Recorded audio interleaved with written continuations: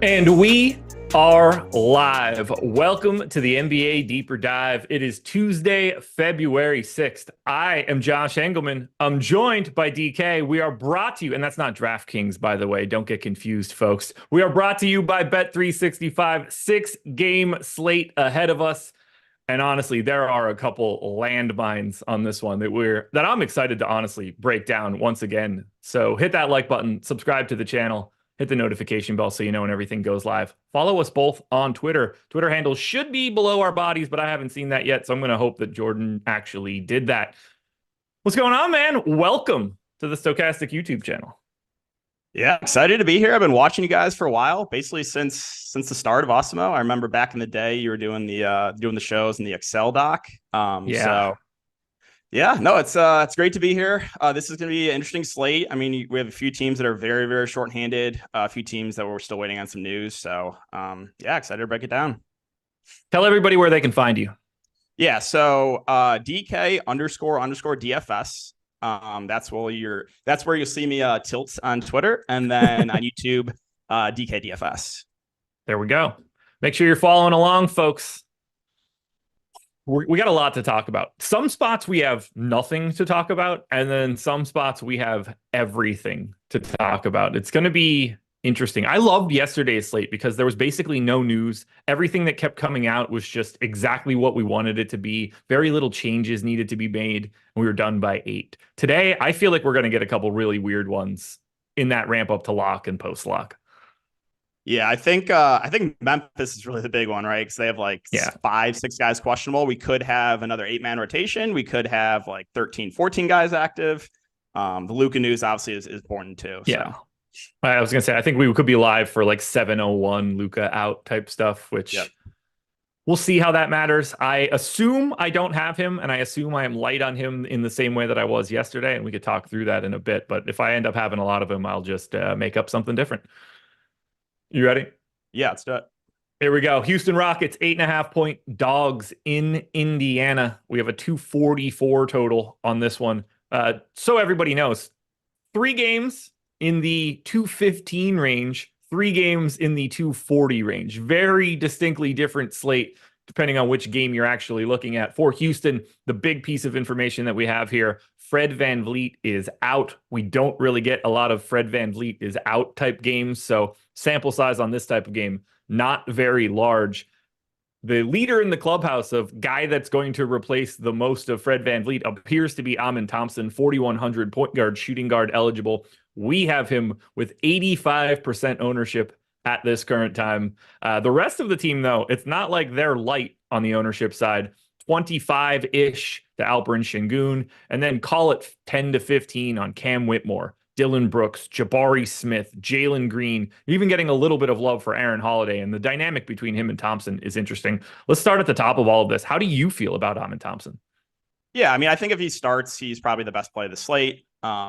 He's good fantasy point per minute player. I'm expecting him to start. I mean, I guess they could go to Aaron Holiday too, but I think Thompson starts. He's a stat sheet stuffer, expecting, high 20s, low 30s minutes. So totally agree with the ownership on him. Jabari Smith is another guy I wanted to mention. He's been kind of struggling a bit of late. He dealt some foul trouble last game. And if you just look at the box scores, it's not been great, 22, 24, and 19 minutes. But again, you had foul trouble. You had one game that was a blowout. So I feel like he could go overlooked a little bit. I'm expecting big minutes from him, probably 30 plus. I have a lot of money on his props as well. So he's someone I'm pretty high on. I think the field is maybe overlooking a little bit. And then Sengun, or as I like to call him, Shingoat, one of my favorite players in the NBA. He gets a pretty big assist bump without VanVleet off the court. He has a 33% assist percentage with VanVleet off the court. So his floor plus ceiling goes up. Kind of indifferent on Cam Whitmore and Dylan Brooks, but Men Thompson, totally fine with that ownership. I think Sengun looks good, and then I'm pretty high on Jabari Smith, so I cannot wait for him to pick up early foul trouble. I'm nervous about Jabari Smith. He's someone that I thought I was going to get a lot of, and I started looking at him and I started plugging in okay, this is what I expect his minutes to be now. No Fred VanVleet here. Not that Fred VanVleet directly impacts Jabari Smith, but you usually just see the other starters take an extra minute or two when you drop a starter like that. I project it all out and I look at it and I'm just like, okay, I mean, he's popping pretty well. And then I start cross-referencing the betting lines and looking at his player props. I was shocked to see his player prop, at least on FanDuel, the way I'm looking at it right now, 12.5 points prop, a little bit of juice coming into the under. I have his points higher than that mark, but if I give him 32, 33 minutes, I start getting to a point where I'm nowhere near that line. So I either need to start, well, in this case, in a month, I will be able to start betting these props on the opposite side. For right now, I need to start prize picking these props or whatever. But I don't know where the truth lies for him today. And I'm a little nervous because if I juice him, he's in everything. And if I use the lines that we're getting, I won't be nearly close to the 18% ownership we're projecting. It's a weird spot. Yeah, like that's it. Like the line just felt too low to me. Plus, like without Tari Eason, like he usually plays big minutes, right? Like we saw there was a stretch of time when Tari Eason was out where Jabari Smith was playing like almost 40 minutes a night. Now I don't think we get that. Like I don't think we can project him for 40 minutes, but I think like assuming no foul trouble or blowout, he's got to play over 30 minutes in this game. So yeah, like I think the lines are too low. So I have a lot of money in his props and I like him in DFS. So a lot of my night's going to be depending on Jabari Smith here. Yeah, I'm with you. It like on the surface, when you look at it, everything seems too low. I feel like the props look too low. I feel like the salary looks too low. I feel even like the ownership is too low once you start stacking those things on top of each other. He's the first guy, like he's right out of the gate. He's the first guy that's going to make me incredibly nervous for today's slate.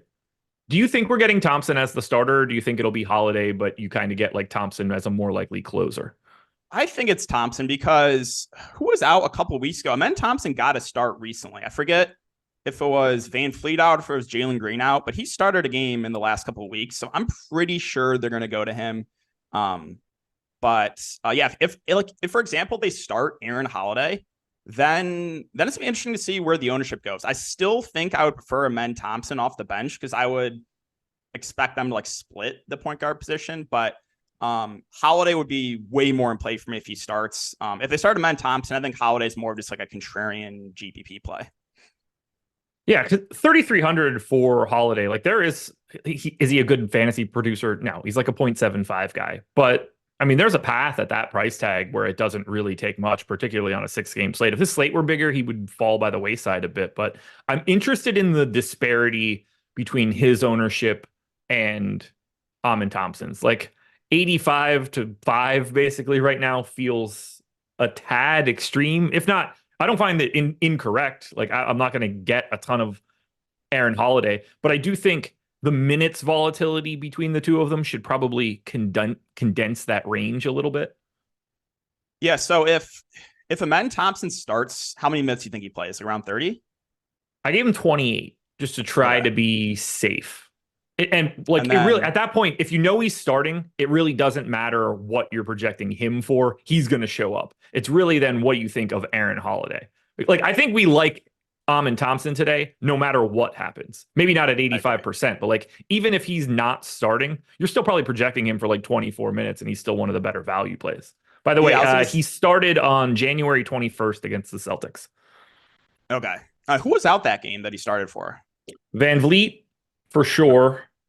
And then Brooks, Şengün, Green. Cam Whitmore also started. So Jabari Smith as well. Out? Yeah. Okay. Yeah. So I think, I mean, if Amen Thompson starts, that's just like there's no way I'm getting away from him. If Holiday starts, then I think it's gonna be like a split with the minutes, like probably 24 each or something. I still would prefer Thompson, but then ownership would play a bigger role. Like it'd be interesting to see what the ownership would be on Holiday if he starts. I think you probably get up into the like 15-20 range. Yeah, that's how I was at first glance. I mentioned this earlier today on the strategy show, and I want to make sure that I get this right. Amen Thompson and Aaron Holiday have played 208 minutes alongside each other so far this year, so they don't seem to have any sort of aversion to getting them minutes together. So that actually that helps, and so we don't have to just necessarily think like they've got 48 between the two. I think they'll probably play alongside of each other a bit. So that's another helpful piece for just getting to this Houston value. Anything else for the Rockets? Yes, I wanted to get your opinion on Cam Whitmore because he's getting a good chunk of ownership. What do you think he plays minutes wise, like 25 or so? So I'm really light here. We have 23 Yeah. in at Stochastic. I'm even lighter than that. I have 21 at this moment, and I'm getting to about 10% of him. I just don't have a great feel. He's sort of the guy that ends up being in like no man's land for this because there's an extra, 30 minutes to go around, 37 minutes for Fred VanVleet normally, something in that neighborhood. So someone's going to soak up a lot of it. Like Amon Thompson can only get so many. He's already playing 18 minutes a night. Similar story for Aaron Holiday. I don't, the question I think comes down to, do you think they add another person to the rotation for Fred VanVleet, or do you think they just consolidate the rotation of all the guys that are playing? If they add a person, then I don't think Cam Whitmore gets a ton of additional run. If they don't, then I think he's live for 24, 25 and should probably be way more owned than he is. Okay, yeah, because he's someone I'm a little bit like torn in what I want to do with right now. Because I know the ownership is there. I think him and like Dylan Brooks are pretty similar. So yeah, Whitmore is one that he does have a very high ceiling too. Like I play this guy a lot in like summer league DFS preseason. Like he's gonna chuck when he's out there, and he's been firmly in the rotation of late too. So yeah, he's someone, like I said, I'm a little bit undecided in what I want to do. Man, I am getting roasted in chat for the hair today. No surprise. Appreciate you guys. I got a haircut today. What do you want me to do? I'm not putting a hat back on. It's the one day out of the year that I'm going to look like this. I'd like to get more Whitmore. And I love that shout on Whitmore and Dylan Brooks. I have them separated by 0.2 of a fantasy point. It's the exact same positionality. There's a path. Like I probably want to give Whitmore another minute now that I'm looking at it, just so I can get a little bit more, because I'd rather just have a little bit too much Cam Whitmore and have the chance than project Reggie Bullock for 9 minutes instead of 8 and not get anything. Right. And I feel like people want to click Whitmore too, just because he's like a rookie and he's an exciting player. So it'll be interesting to see. Like they're projected similar ownership right now, him and Dylan Brooks, but I feel like Whitmore might come in a bit more popular. But yeah, I think other than like the main guys, the Rockets, like I don't think I can get to anyone else. Like, you'll see some Jeff Green, some Jay Sean Tate maybe, but I don't think there's anyone else in the rotation that I'm considering. All righty. Pacers are pretty easy to talk about, although we did get Benedict Mathurin late add to the injury report, so he is questionable now. We have the Q tag on Tyrese Halliburton, which I think we're just going to have for the extended future. And then Jalen Smith has one as well. The only guy getting any love from an ownership perspective, it's Miles Turner, 6K, 16% ownership. I've got about 12. I don't really think anybody from Indy stands out. I think you would have to lose Mathurin, potentially lose Smith, potentially lose Halliburton. I think you need two of those guys out to really love anything from Indy. Otherwise, everybody's sort of slotted into where they should be. Do you have an eye on anybody? Yeah, I think it's kind of hard to prioritize anyone on the Pacers. I think Halliburton plays. I think he's going to play his normal, like low 20s minutes. And if he plays, it kind of just hurts everyone. Like Nemhard then shifts to the 2, and he's someone that like I never play unless he's playing the point guard position. Miles Turner's minutes have been frustrating of late. Like recently, I feel like he's playing like 25 minutes a night. I know there's been some blowouts and some foul trouble, but I don't know. The price has come down though. Like he does have a ceiling, so I think you got to have a little bit of interest in him. I don't hate Jalen Smith, assuming he plays. Like if Turner does get in foul trouble, Smith's got power forward eligibility. He should play the backup 5. I think he's a little bit interesting in tournaments. I don't want to mention Aaron Naismith too. Like, I don't think he can keep up this level of production, but he's playing huge minutes right now. Like he's been in competitive games. He's playing like 35 minutes a night. And he's been playing well. So the ownership's not there on him either. So I think like a little bit interested in Naismith, but I just don't think he's going to keep up what he's been doing over the last like 2 weeks. Oh, 2 weeks. I was going to say, you don't think that he continues to shoot 46% from 3 like he is on the season this year? It's been wild. He's been tilting me too, because he's coming in some ownership. I've been fading, and it's not been paying off. So yeah, he cannot keep up this level of shooting for sure. I have 18% right now at 4% ownership. So he is one of my GPP pivots. So it's nice to hear that you've got an eye on him. Yeah, I think he's probably my favorite play on the Pacers. I just don't think I can get to sack him at 8-3 with Halliburton expected to be in. Now, if Mathurin gets ruled out, I think you could just get more solidified minutes for like Aaron Naismith. Buddy Hield probably gets a little more run, maybe a little more run for Obi Toppin. But I still don't know if I'd really prioritize anyone, even if Mathurin gets ruled out. Yeah, Mathurin goes away. You bump up Buddy Hield a bit. Those McConnell minutes firm up a little bit. You throw a couple extra minutes on Nemhard potentially, which will kill me because I have his under today. Didn't expect Matherin to be the late ad for the Q tag, so that's kind of annoying. Chris Williams hit us with a super chat, said, just giving DK a shout out on his first show. Guy knows his stuff, followed him on his channel, and got my first big win on DK a while back. Dude's legit. I didn't know you could like super chats, but that's kind of fun. So there you go. That one is geared to you, man. Well, thank you, man. Really appreciate it. Yeah, I'm trying to keep up with the chat. So appreciate all you guys for the support. And like I said, excited to do some shows. So yeah, thanks for the super chat. Let's get in it. Somebody hit me. Well, I want to find. I want to save this one. Power said Josh is looking like Bradley Cooper running for president after he stopped taking the Limitless pill. That's a good one, man. I like that a lot. Also, if I could take that Limitless pill, I'd have been like all the people that died before it, because I would have just been mainlining those things until it was too late. That's the most fun movie I've ever watched, where I wanted to like put myself in the movie. That's a good one. I haven't seen it in a while, and I just have like an awful memory too, but I remember that. See, you need that Limitless pill, man. That's exactly what you're looking for. All right, folks, hit that like button. You know the drill. 1,500 of you in here, 200 likes. If you don't hit that thumbs up, NBA Live Before Lock just goes poof. You don't get to keep watching it. That show is coming up next. They will take you all the way up until 7 p.m. The other thing that we need you to do is use our avatar. Go to stochastic.com/avatar, grab that logo, use it on DraftKings, FanDuel, Owner's Box, or Yahoo. And if you finish in the top 3 of a contest with 5,000 or more entries, you get a month of whatever you want at Stochastic, excluding our all access package, which is too much to give away at this moment. But NBA package, $200 value, projections, ownership, boom bust tool, contest generator, the Sims tool itself, post contest simulations, which I spend a lot of time digging into those every single morning. The lineup generator, premium Discord. I'm probably leaving stuff out. If you like a different sport, you could do that as well. And all you have to do is tweet your results at Stochastic HOF. We want to see the lineup. We want to see the contest you were in. Let us know what you did. We'll tell the world, and we'll also hook you up with a month. So again, stochastic.com/avatar. The Dallas Mavericks are 4-point favorites in Brooklyn, 236 total. Now, this one's mildly difficult to talk about. We have Luka Doncic questionable, Kyrie probable, Maxey probable, no Lively, no Exum, no Greg Brown for those that care. 15% ownership to Kyrie Irving, 15% ownership to Luka Doncic. If they're both in, are they the only two guys you can play from Dallas? Yeah, I think Luka, Kyrie, I mean, maybe a little bit interested in Maxi Kleber just because he's been starting and playing good minutes of late. But outside of that, there's no way I can get to like Hardaway or Green or anyone else like that. Okay, so let's say Luka is in. How do you feel about him and Kyrie? So I think if Luka is in, I would prefer Kyrie point per dollar. Kyrie's 8.5, Luka's 12K. I mean, Luka did have a really bad game last time out, so I don't think he'll be that popular even if he does play. So I think factoring in salary, Kyrie being my preferred option. He's also coming in about double the ownership of Luka. But yeah, I think I give the edge to Kyrie. He's also got shooting guard eligibility, so it's easier to get him in. Luka's only point guard eligible, and Luka's 12K.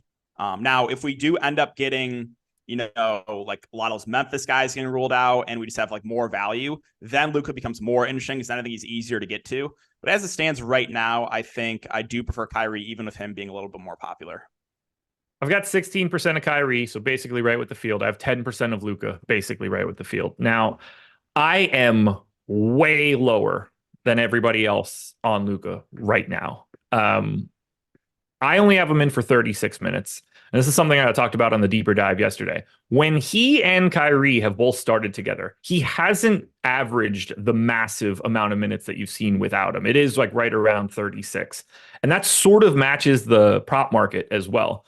So I feel okay with what I have. I assumed I'd have straight 0. I'm pretty happy that I have 10%. I think that's just a function of there's enough value out there that it still doesn't stop me from just getting his raw points. So I have less to say about Luka than I thought I would. The interesting piece comes in. What do we do for this Dallas team if we do end up losing Luka? Because we're certainly getting a lot more than 14% of an $8,500 Kyrie. Yeah, so I think if Luka gets ruled out, I think Kyrie's like a priority for me. I think he's probably like my favorite spend up on the slate. Just massive user bump without Luka, assist bump. Like he looks great if Luka gets ruled out.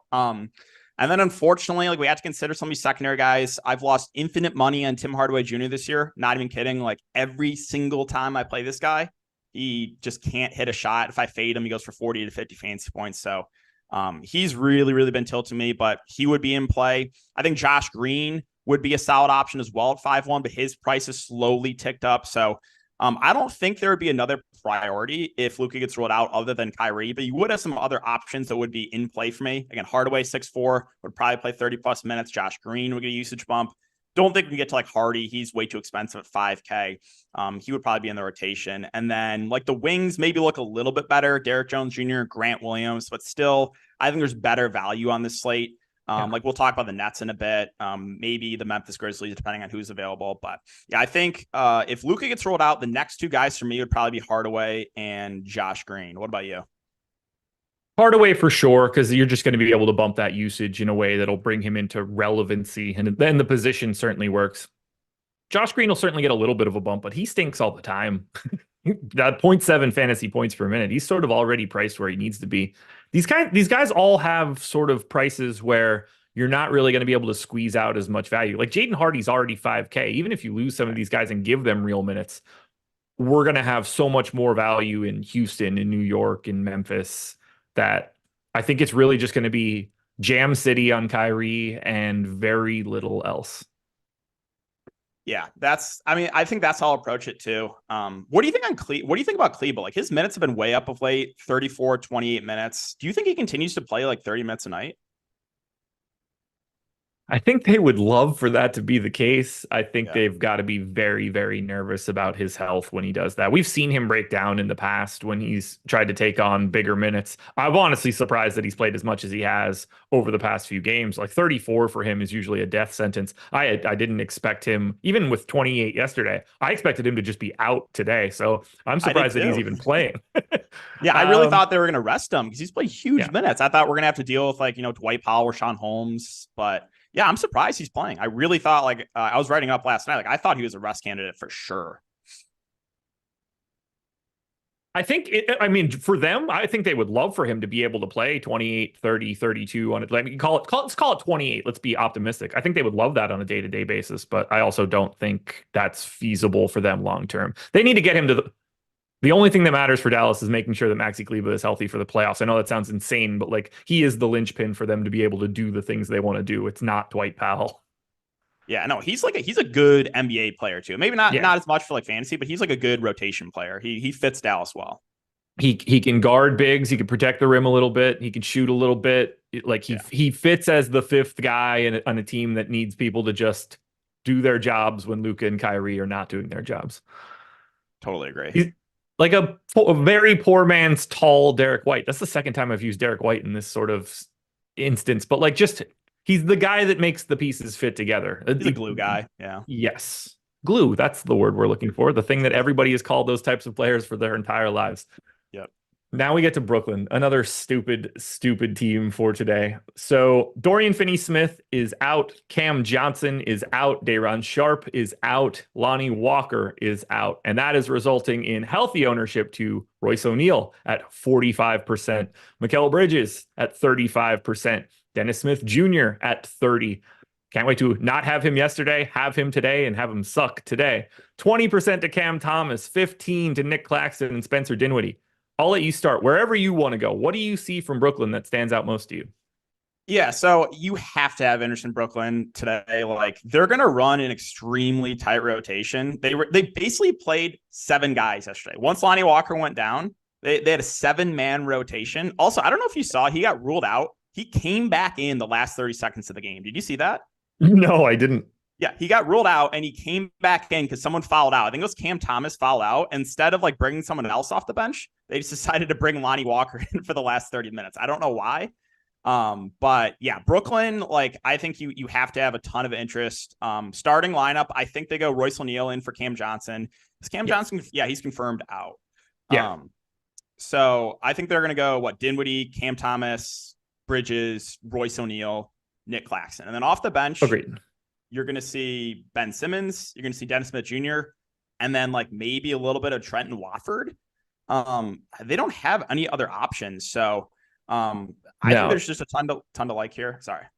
no, you're good. You're good. I think Jalen Wilson is probably going to see a little bit of time. Not enough Right. that we're playing him or anything like that, but they're just running out of bodies. Or everybody that we're talking about right now is going to play like 3 more minutes than you expect, which is that's sort of like the doomsday scenario for DFS where they could just jam these dudes. And with the line where it is right now, it should be a competitive game. If Luka gets ruled out, it's an even more competitive matchup. So then you're really expecting to lean on those starters. Right now, I'm getting a ton of Royce O'Neal. Feels like that one is difficult to get away from. Yeah, I mean, you're never going to be excited about clicking Royce O'Neal, but I mean, I don't know how you get away from him either. He's got nice eligibility, 4.1K. Like, I think he's got to play 30 plus minutes here. So he looks really good. Now, it's interesting that the ownership difference here with Dinwiddie and Dennis Smith Jr. Dinwiddie's not been good recently, but he did play 39 minutes last time out. So I think again, he's not super popular. I think he's kind of a sneaky play. Cam Thomas is another guy I wanted to mention. He was very popular last night. He shot like 2% from the field. He's still for 30 plus fantasy points, and he fouled out. He was in some foul trouble too. I think he's one of my favorite tournament plays this slate. I know he's still getting ownership, but I really like him as a bounce back candidate. So I think you got to expect him like just big minutes from him. Mikal Bridges played 43 minutes last night too. So I think any of the main guys, basically outside of Ben Simmons, I don't think I can get to him at 6.2 just because I'm not expecting more than like 20 or so minutes. No. But everyone else in this rotation, maybe even a little bit interested in trying Watford. I just think he has to play minutes. But yeah, love Royce. The guards both look good. Claxton, I'm fine with. I like Bridges and Cam Thomas. So I agree with a lot of the ownership on this one.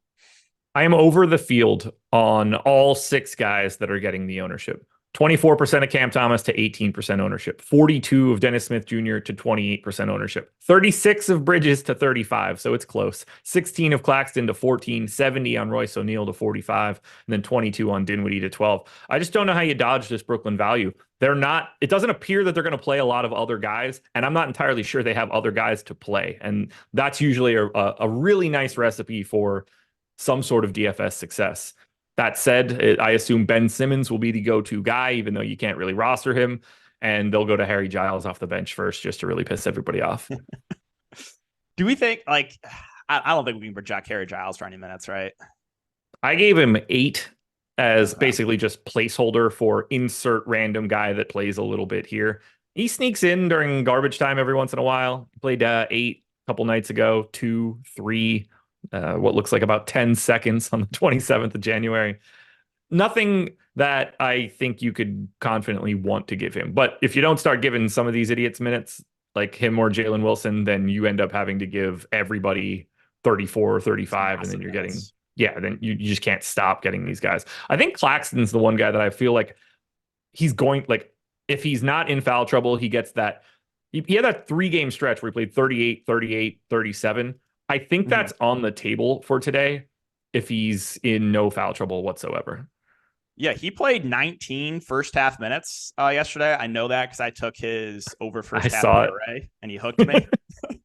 So, like usually when Ben Simmons is active, then I'm a little bit more cautious with his minutes, but I just don't think they have a choice here. Like I think you got to give him big minutes. What are you doing with like Dinwiddie and Dennis Smith Jr.? Because I feel like the field is definitely going to lean towards DSJ. He's got the shooting guard eligibility, but I mean, they usually ride the hot hand here. I think they're going to have to play some alongside each other too, just because they don't have bodies.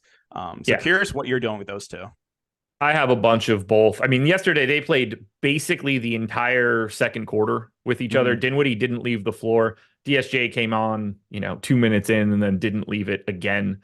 And then similarly for the fourth quarter, they basically both closed together. I think they're going to play a ton alongside of each other. I just don't think they have an alternative. So I have a lot of Dennis Smith Jr. and I'm 2x in the field on Dinwiddie. So it's just a situation where I'm getting them both. I don't love having them both, but 5,300 and 4,200, those prices aren't really that problematic. Yeah, it's a price point thing, minutes. Like, yeah, I think it's hard to get away from most of these guys. Anything else you want to add for Brooklyn? I don't think so. I mean, we mentioned Watford. I think he could be like playable in a large field tournament, might give like 15 to 20 minutes, but outside of that, no. This one looks a little bit different than what we just talked about. The Orlando Magic are 3-point underdogs in Miami, 213 total, which is 23 points less than the game we just discussed. No one on the Orlando Magic is in double digits of ownership unless you're playing on FanDuel, at which point you get John Isaac for north of 20, I believe. That also could just be an artifact of old ownership. Although, I'm guessing he still looks a little interesting. Let me grab that updated FanDuel ownership before I just keep talking out of my ass. And good. Still double digits. Nice. 14. Makes me feel a little bit better. But 8 to Franz Wagner, 7 to John Isaac on DK. On the optimal side, Franz is our highest optimal rate at 11%. Only guy in double digits. Do you like anything from Orlando? Yeah, I mean, I don't think you could pay me to roster anyone in Orlando today. I mean, both teams in this game fully healthy. It's, low total. Both teams are solid defensively. I think if I had to play someone on the Magic, it probably would be 3.6K Jonathan Isaac, just because he's, about a fantasy point per minute player. He's been playing around 20 minutes recently, and he's 3.6. So maybe a little bit of interest in him, but I have a really hard time getting to like Paolo or Franz. Wendell Carter Jr.'s minutes have been a little bit up and down. I mean, Cole Anthony's basically been out of the rotation. I think it's kind of hard to get to Suggs or Fultz or anyone like that. So I think maybe just like a little bit interested in Jonathan Isaac, but yeah, it's hard for me to get to anyone on Orlando. I did want to ask you one thing. What do you think? I was a little bit surprised about it that the Magic just like cut Goga from the rotation, because I thought he was playing good and he was solid defensively. So I was a little bit surprised he's just like out of this rotation now. I didn't expect it, and I don't really understand why they did it, other than just like keeping Mo Wagner's shooting with the second unit. And it's sort of, I don't know. It makes very little sense to me. He was playing really well. I mean, he was anchoring their defense for that entire stretch when Wendell Carter Jr. was out. On the season, he has a plus 2.5 defensive EPM, along with a bang on neutral plus 0.2 offensive EPM. Now, he is nothing offensively, but it's working. He's 64% true shooting. If he's finishing like that, it's going to be fine.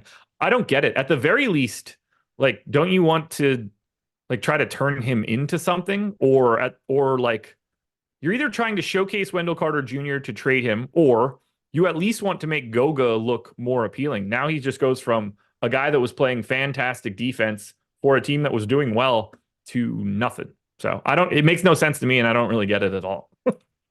Yeah, I thought that works. They were running like a 3-headed monster rotation for a while at center with him and Carter Jr. and Mo Wagner. I honestly thought they would cut Mo Wagner from the rotation, but yeah, that kind of surprised me. Do you have any? I think it's an offense defense thing. Yeah, like they're 24th in offensive rating, 4th in defensive rating. I think they just felt like we need to get, if we can squeeze any additional offense from somewhere, we flip flop Goga for Mo Wagner, because they're sort of like the same guy, just inverse. You get offense out of Mo Wagner, not as much defense. You get the opposite out of Goga. And I think they're just sort of trying to squeeze out a little bit more offense. I think they think they have enough defense elsewhere. Yeah, that's a good point. It's weird, though. Yeah, like I said, I found that strange. But yeah, I mean, do you have any interest in the Magic? Like, I think it's just Isaac for me. I have 4% of Wendell Carter Jr., and that is the most of anybody I have for the Magic. I don't hate Easy Carter story. Jr. I mean, there's been games where he's played like mid 30s minutes recently. So you do have that minutes upside. Like, he has the ability, like 2 games ago, played 37 minutes, 35 minutes against Memphis, 34 minutes against Miami. So it is like in the range of outcomes. He could get big minutes. It's obviously not a good matchup, but yeah, I think the Magic in general are pretty hard to get to. Jordan, I just saw this article 5 seconds ago from Barstool Sports. I hope you're listening here. Apple Vision Pro apparently doesn't play VR porn. What a gigantic mistake. In the future. When that gets added, oh boy, are those things going to fly off the shelves. You act like, yeah, that's what like mainly it's going to be used for, right? Yeah. I can speak for the PlayStation VR headset. Fantastic. On the Miami side, basically everything that we just talked about for Orlando is the same thing here. Single-digit ownership across the board. Only one person in double digits of optimal rate. That is Bam Adebayo, just sneaking over the mark at 11%. I had a lot more Jimmy Butler earlier today than I do right now. He does lead my exposure with 8%. Do you have any standout options from Miami? No, I mean, it's pretty hard when this team's fully healthy. Hero's back. Duncan Robinson's back. They did run an 8-man rotation last game, but again, that was without Hero. That was without Duncan Robinson. I think you could like sprinkle in any of the main guys, Bam, Jimmy, Hero, Rozier. Like if this game's his competitive, you're probably getting a good game out of one of those guys. But yeah, I think it's really hard to go into the slate thinking like, oh, I got to prioritize one of these main Miami guys. I mean, I'll mention like Kevin Love just because he's good point per minute guy playing the backup 5 to Bam. Maybe Bam gets in foul trouble, but he's only center eligible, so it's kind of tough to get to him. High opportunity cost. I think Miami, kind of like Orlando, is almost a cross off to me. Couldn't agree more. I have so little of this game. It's insane. In the aggregate, Miami and Orlando, 36% total ownership, which is under the 47% aggregate ownership that is projected right now. So I have absolutely nothing else to add for Miami. Cool. Here's one for you folks. Bet365. They are the sponsor of this show. You can see it on the banner at the top of the screen. Here's what we need right now. Now live in Indiana and Arizona. And I'm thinking of this now, Jordan. Make a note of this for me. We need to not use state abbreviations for the read so that I don't have to think about what state that is while I do it. Not that Indiana and Arizona are the tough ones, but there are a couple where you're just like, I don't have that one off the top of my head. One of those rando states that nobody lives in. Bet 5, get $150 in bonus bets, win or lose. Now, this offer is good for Kentucky, Ohio, New Jersey, Virginia, Iowa, Colorado, Louisiana, and now good for Indiana and Arizona. You should be taking advantage of these offers when you're in a legal sports betting state. Grab the deposit bonuses across the board. You want to be able to shop around. You want to be able to use Odds Shopper to the fullest. This is the way that you can do it. Grab this money right out of the gate. You got to be 21 or over, 18 plus in Kentucky, which is a comical note that I have to read. If you have a gambling problem, please call or text 1-800-GAMBLER. But the simple thing, take the money, bet 5, get 150 in bonus bets, win or lose at Bet365. Oh, here we go. The Memphis Grizzlies are 2-touchdown underdogs in New York taking on the Knicks. I will start with the guys that are out. That is Desmond Bane, Brandon Clark, Jake LaRavia, Ja Morant, Victor Oladipo, and Zaire Williams. We also have a doubtful tag on Jaren Jackson and Xavier Tillman. And then we have a Q tag on Santi Aldama, John Conchar, Derrick Rose, and Vince Williams. We have 5% ownership coming into Santi Aldama if he plays. He is the guy I like the most if he plays. I still don't think there's anything we could even do here, but I can say this. If the Q-tag guys are in, they don't look good. No, I mean, if everyone that's questionable is in, I mean, they're gonna have like 13, 14 active players. Like I would find it pretty hard to get to anyone on Memphis if they're all in. I think, I mean, you could sprinkle in maybe a little bit of Aldama, maybe some Vince Williams, but yeah, this team would be really, really hard to get to if all these questionable players are in. If they're all out, that's where it's a different story, right? Because then it's the same situation as we got last slate, where they only had 8 active players. And then unfortunately, we're going to have to consider a lot of these Memphis players. We'd have to consider some of these guys I think are literally fake names, like made up players. So this is one where we just had to get the news. And I don't know if we'll get this before. We might get it like around lock is my guess. Yeah. With all these questionable players. This is going to change the slate big time if all these guys get rolled out.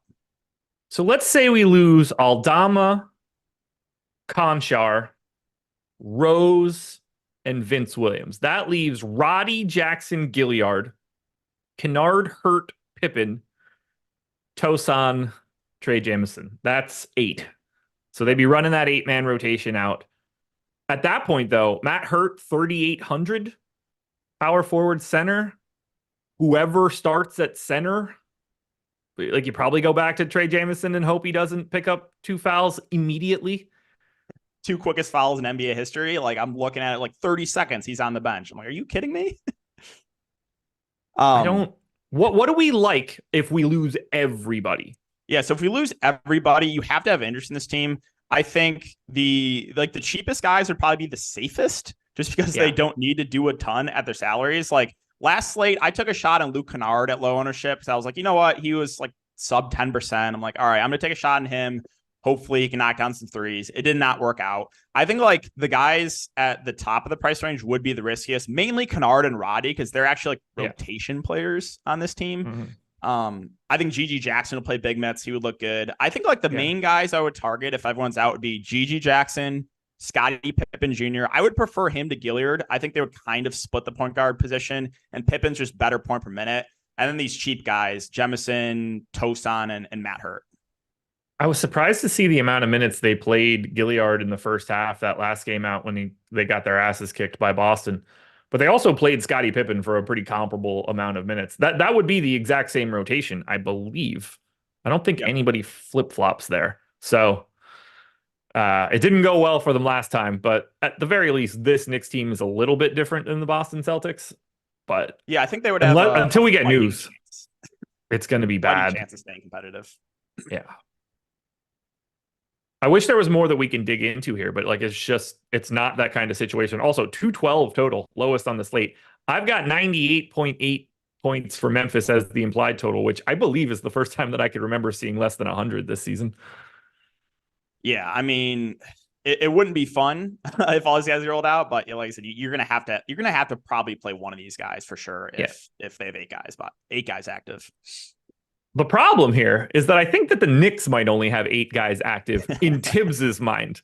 30% ownership to Dante DiVincenzo and Precious Achiuwa, 20 to Isaiah Hartenstein, Jalen Brunson, and Josh Hart, with around 12 to Miles McBride. We got the news right before we started that Jericho Sims is actually out here. We also don't have Anunoby, Grimes, Randall, or Robinson. So Knicks are also missing a ton of dudes. However, they're about to play everybody that normally plays 40 minutes because Tibbs is a crazy person. Who do you like the most from the Knicks? Because there's a ton of ownership coming in here, and I see no path to avoiding them. Yeah, I mean, they're another team right now, kind of like Brooklyn, that I think it's just like hard to get away from. They literally like ran a 7-man rotation last game. I think you saw 3 minutes of Malachi Flynn. And now we got no Jericho Sims. Like he was playing like 10 to 15 minutes. You take him out of the rotation. I think if the game stays competitive, like the main guys, Brunson, DiVincenzo, Hart, Achiuwa, probably all push for 40 plus minutes. I'm pretty high on Hartenstein. He dealt with a little bit of foul trouble last game. That's Anthony Davis, played 33 minutes. I think he's going to play like mid 30s minutes. I mean, I like everyone on New York. I think, McBride might be going a little bit over-owned. He only played 20 minutes last time out, and he's not the best point per minute, but like any of the starters I like, and I think you're going to need like at least one Nick in every lineup. Yeah, I think McBride's live to play the entire 12 minutes of the fourth quarter in this spot too, if it breaks the right way, which would be big for him if that could happen, because they're just going to be, we talked about it on the strategy show this morning, like these guys play such big minutes that even if it's a blowout, they're going to play 30 plus in the first 3 quarters. Yeah, like I think even if this game blows out, I think you're still going to see one of these Knicks probably make the winning lineup, right? Oh, yeah. I would be shocked if there's not a Nick in the winning lineup. I don't even know how that would happen. Do we think it's Taj Gibson that enters the rotation now that Jericho Sims is out? Probably, right? So my first thought was, boy, is this the perfect way to like give Fournier a send-off at home, taking on this shit Grizzlies team with nobody real. You play him for like 24 minutes. He drops like 30 real points, and then they ship him in a first rounder out for like Malcolm Brogdon in 2 days. It felt so perfect. But then I remembered that Taj is a member of this team again. They signed him to a 10-day like a week ago. So I think that he kind of just grabs those Sims minutes and you just flip-flop those guys. And I think, you basically just consolidate the rotation around everybody else. 38 minutes-ish to every other dude that normally plays, save for Flynn and McBride. I have a ton of these guys. Like I got a shit ton of DiVincenzo, a ton of Precious Achiuwa. I'm 2Xing Isaiah Hartenstein, so I love that shout. Bunch of Brunson, bunch of Hart. Over on everybody. This is just like apparently the only players I'm allowed to roster today have New York residences. Like you could literally make a good lineup on DraftKings with just Knicks and Nets today, and that's it. I have 450 of my 800% ownership going to Knicks and Nets. Yeah, that's wild to say. Also, You see, Brunson played 45 minutes last time, too. That game didn't go to overtime. Played 45 minutes in regulation. 4 guys played 40. Brunson played 45. Hart played 41 and a half. DiVincenzo played 40. And Precious played 42 and a half. Precious has played 40 in 3 straight. Yeah, I was a little bit tilted about Precious because that was a slate. Bobby Portis, I thought he was going to start. They ended up starting Robin Lopez. So I pivoted from Portis to Achua. And Achua won for like 0.5 fantasy points per minute. I don't even know how it's possible. And Portis had like a decent game. So I was a little bit tilted about that. But yeah, I mean, like you said, like all these guys, you have to have Anderson. And you probably need at least one, I would say, in every lineup. I'm going to end up having a ton of Precious like I normally do.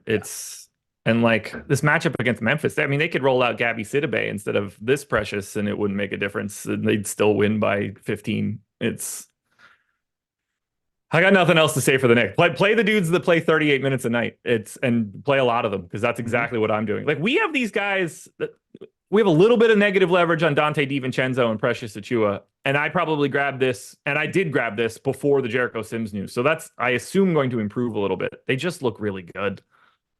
Yeah, like there's some slates where I'm like, oh, there's some questionable chalk, but like on a slate like this, like the Nets chalk is good, the Knicks chalk is good. It's just minutes, right? These guys are just gonna play massive minutes. Yeah, you can't avoid there's just too much playing time to go around, and we've never seen Tibbs be like, you know what, we're gonna spread this out. Watch him just like randomly run like a 10-man rotation tonight. I'll be in New York in 2.5. I'll buy a flight as fast as I can and get to that game. The Minnesota Timberwolves are 5.5 point favorites in Chicago, 217 total. This is a weird spot in that, for me at least, everybody kind of looks the same. 10% ownership to Edwards, 10 to McDaniels, 15 to Towns, 10 to Conley, 15 to Gobert, around 10 to Naz Reid. And that's sort of how I see it. They seem very interchangeable. I like getting any individual piece from Minnesota, but I don't think anybody looks better than the other guys. Do you have anybody that stands out for the Wolves? No, I think my take is pretty similar. These guys are more like filler plays. If I land on one of these guys, sure. But I don't think I'm going to go out of my way to play anyone in Minnesota. Main 3 guys, Cat, Gobert, Ant. You're probably seeing like mid-30s minutes from them. I mean, Conley will play his normal 25 to 30 minutes. I always have interest in Naz Reid, especially when he gets to a price point like this, because if you do get like foul trouble to Gobert or to Cat, he's the guy that benefits, and he is a really good point per minute player. So at low ownership, like I'll mention him, but I think my take is basically these guys are filler plays. If I land on any of them, sure, but no, I can't go out of my way to say like, oh, this guy really stands out in this slate. I have 12% of Anthony Edwards. That's the most I have of anybody from Minnesota, but I have 6 other dudes from the Wolves. So it's working out the way that I wanted to. Yeah. Did you We got a little bit of news. Oh, we did? Mathurin out and Ochai Agbaji out. So that means for the first time in a month, the 10-man rotation of the Jazz is going to be slightly different. All 10 of those dudes have just been the firm 10-man rotation with no real deviation for at least a month at this point.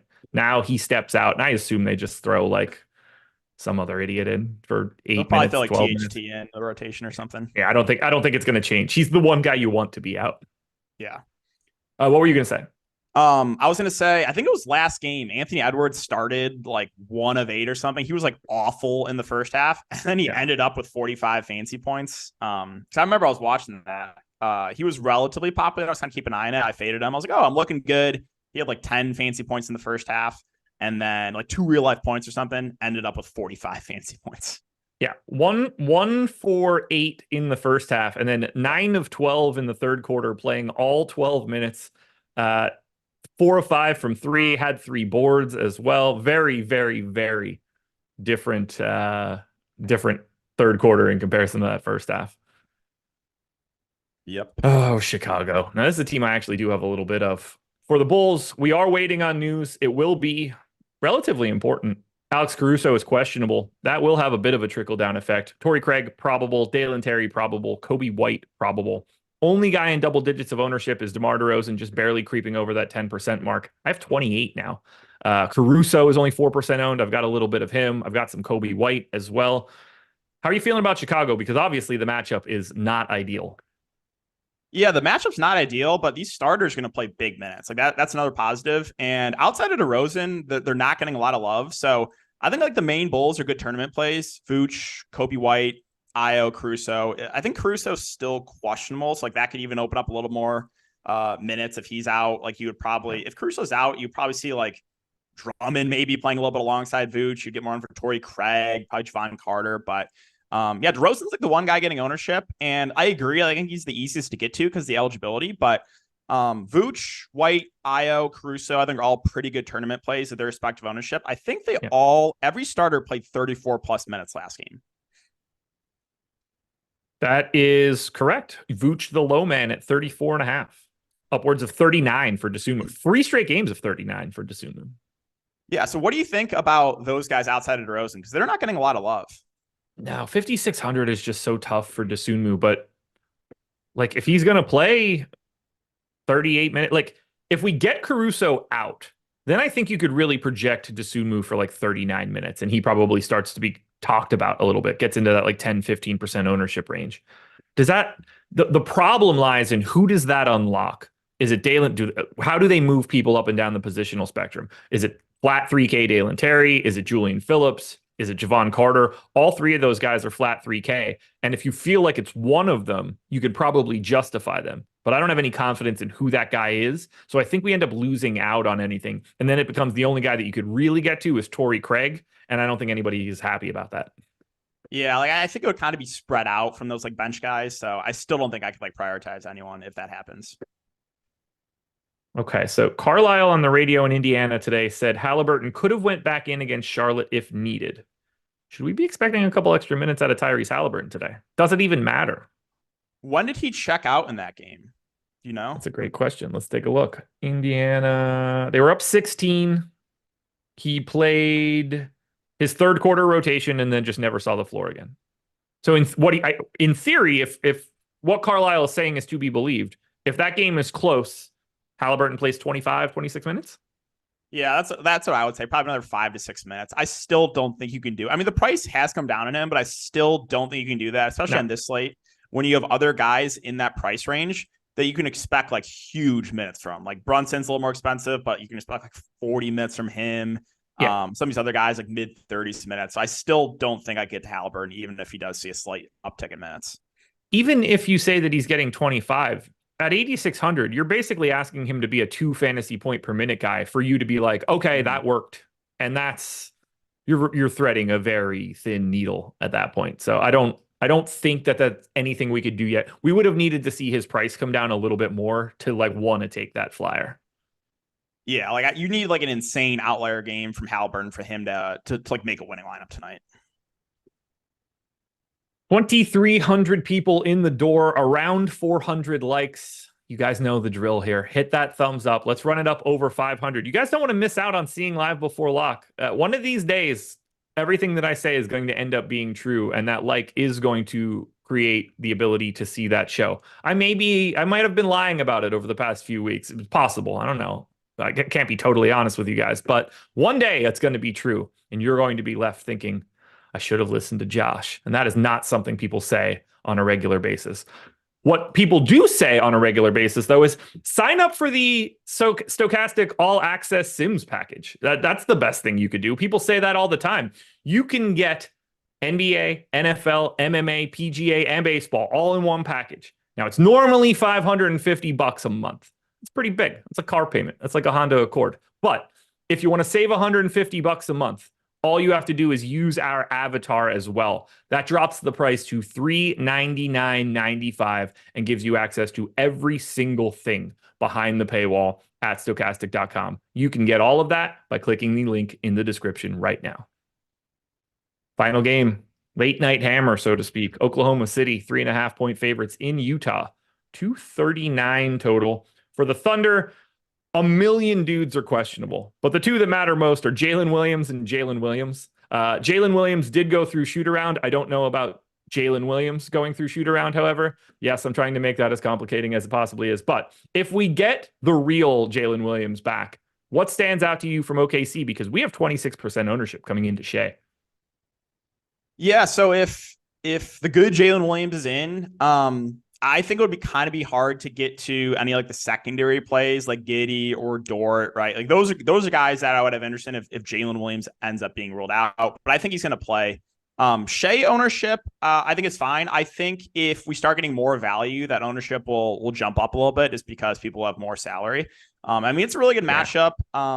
I think like might be going like a little bit overowned, but also like it's against the Jazz and he's going to play like big minutes. I mean, I have interest in Shea, but the secondary pieces I think are kind of tough to get to, like Chet, Jalen Williams. Do we think Jalen Williams is going to be limited? He's been out for, I guess, only a week. Probably not, right? I gave him 31 minutes, which makes him be like a guy you can get to in large field, but not any guy you're really prioritizing. So like something in that 5 to 10% range. We have him in for 32 and a half, 8% optimal, 8% owned. That feels about right to me. He is, I mean, it is a right ankle sprain, so maybe a little bit of limitation, but if he feels good, I assume he just gets 4 relatively normal starter rotations. Yeah, and then value, like I don't think I can get like Aaron Wiggins. I know has been playing more, but I just don't trust the rotation, especially from Dagnall. And if Jalen Williams is back, I'm not going to deal with that headache. So I think it's mainly just Shea for me. Yeah, I agree. I have a little bit of Chet, nothing crazy. By the way, Q tag on Davis Bertans, Ousmane Dieng, Micic, Wallace, Waters, Williams, and Williams. Like, I can't go into every one of those. If you get all of them out and there's no Case and Wallace out there and there's no Micic out there and there's no Williams and there's no Williams, yeah, we're going to create a bit of extra value from the Thunder, but that's just going to be one you're going to have to be ready for in that 8 to 9 o'clock window. Yep, agree. And then we close it out with the Utah Jazz without Agbaji. I don't know how they're going to make it.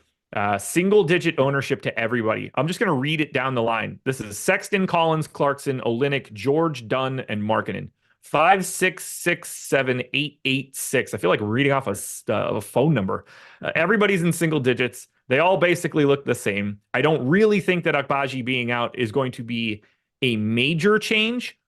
They could just soak that up and go to 9, and I wouldn't be all that surprised. You know, you get an extra 2 out of Fontecchio.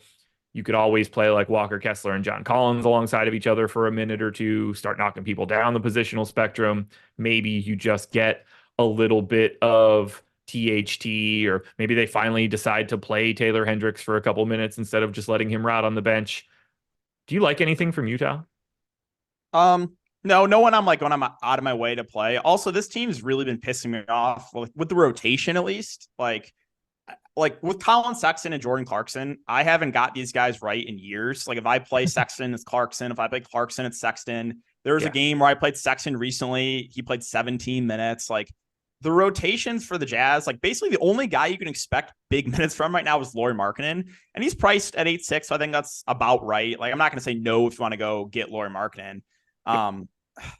Yeah, I mean, I'll mention Keontae George just because his minutes have been ticking up a little bit of late. There's been some blowouts, but I mean, he played 25 minutes last game. He's not getting any ownership. If you told me for sure that Keontae George was playing 20 plus minutes, then yeah, I think he's a good tournament play. But outside of that, it's really just contrarian options with like Clarkson or Sexton. You got to hope whichever one you play that they get extended minutes and they don't get benched.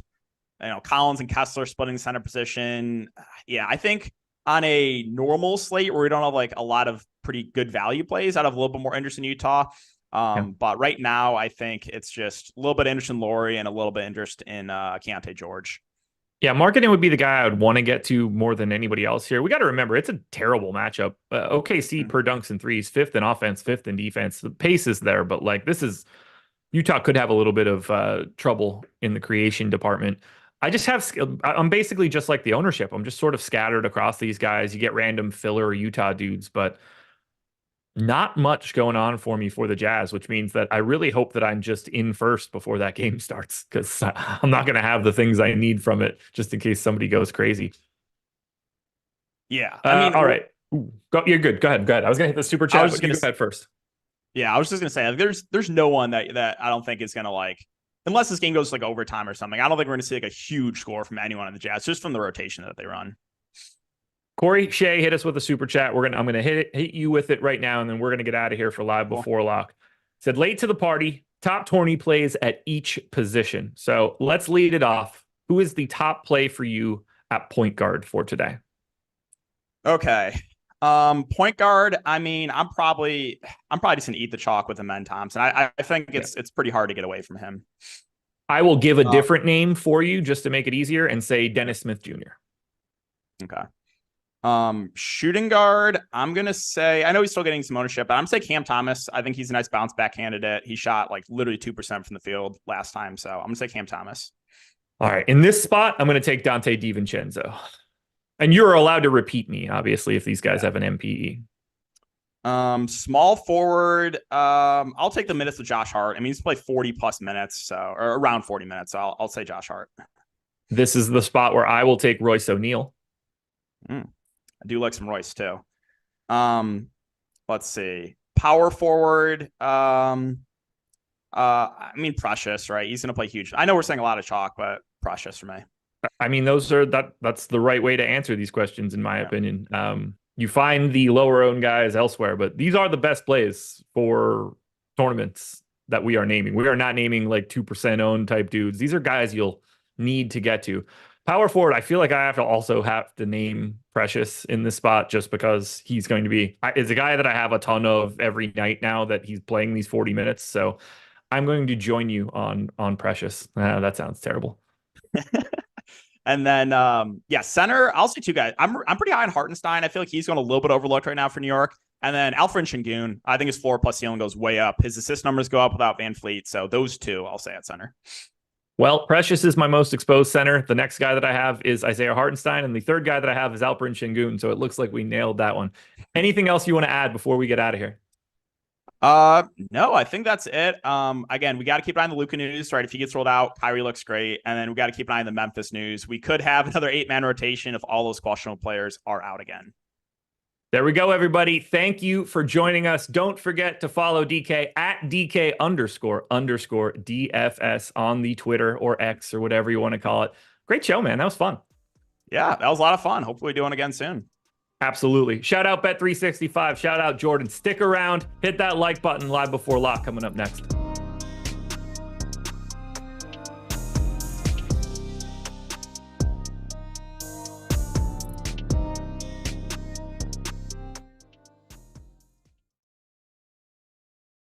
We're back. Another edition of the Stochastic Hall of Fame with a Millie Maker win this week.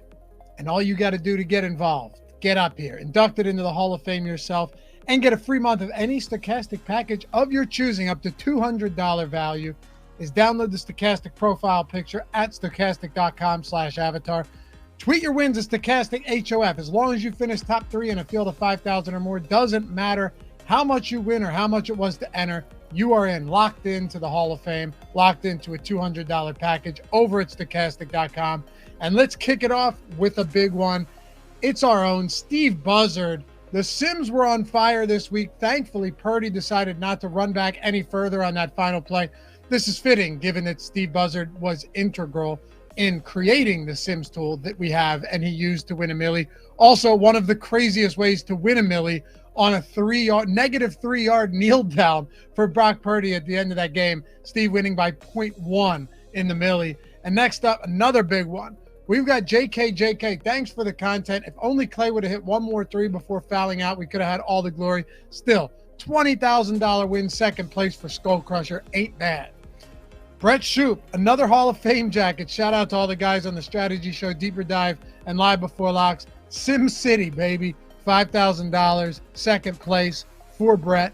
And Germ, just a simple at Stochastic HOF, $20,000 in the fadeaway, followed by Adam. Been a huge fan of Stochastic, recently got the Sims package, took down the 60K 4-point play last night with the tool. Stochastic, best in the business. Thanks, man. Congratulations.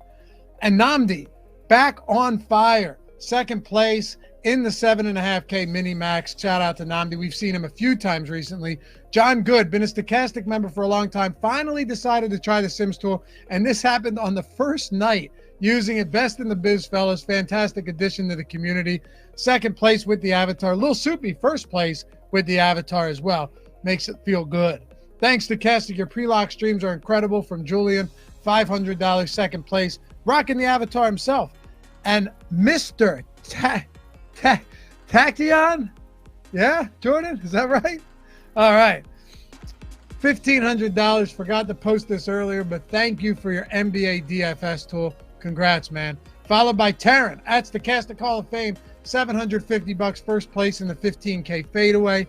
Andrew, first week with the Sims package, and it's already paid for itself. Yep, they got night slates too. Yes, we do. $600, second place in the end one. And Humble Soul, $230, chopping third there. Oh, look at that, first place, $3,500. Another Stochastic avatar. Matt, big night the other night. Shout out to the great content. $1,500 for Matt as well.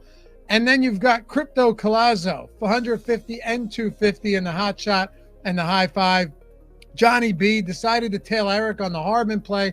Really paid off. Want to give the NBA Sims Max package a go. You got it, brother. Yeah, thanks, guys. And Alex took down the piggy bank on FanDuel. Couldn't do it without the best tools and expert analysis. And finally, Jenny, very in-depth analysis, $125 in the 1-800-Flowers series over there on DraftKings. Shout out to all you guys. Welcome to the Hall of Fame. You've now been inducted. Welcome back. If you've been here before, go grab those free months. Email us at support@stochastic.com and get playing on the Sims, lineup generator, whatever it may be. And if you're not rocking the avatar yet, stochastic.com/avatar.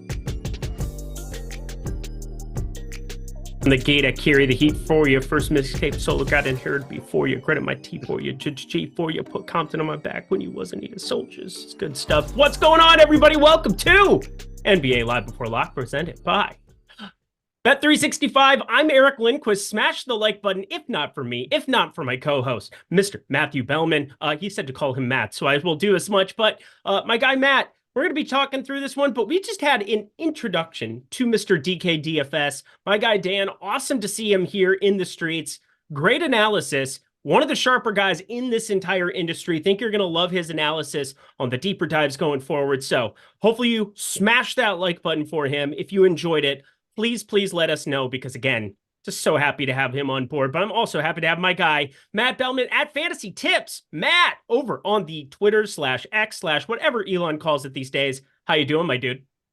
I'm good, man. Happy to be on here with you. After last night's embarrassment in the 220 or 200, 222, whatever it is. One of my low points in DFS, not going to lie. Just kidding. I was, gee, thanks. You know what? We cashed. Kidding. We made $400 on it. But what it is, the people don't know. We played the $200 or whatever on DK. Didn't talk about anything. I'm just making lineups, doing my own thing over here. And all of a sudden, and Belman is sitting there with a dupe. And it kind of like fit in perfectly going into the next half hour. And it was like 5 minutes before locking the next waves of games. And I was like, we're not honestly going to be duping. Sure enough, 100% dupe city in the $200, which is like, what are we doing, bro? What are we doing? The thing is, like, I'm going to defend us here for a second. Okay. First off, when I looked at it, because I didn't look at it till way after you sent the message. I didn't see the message at first. Then I don't really look at DK until most of the stuff is over. I saw that there was someone else tied with us, and I thought someone else duped us. So that would have made it way worse. It was just us two. And after thinking about it, like, it wasn't crazy, because I watched some of your show. I think you were before me, and like I was right with you on Dinwiddie, who was low owned.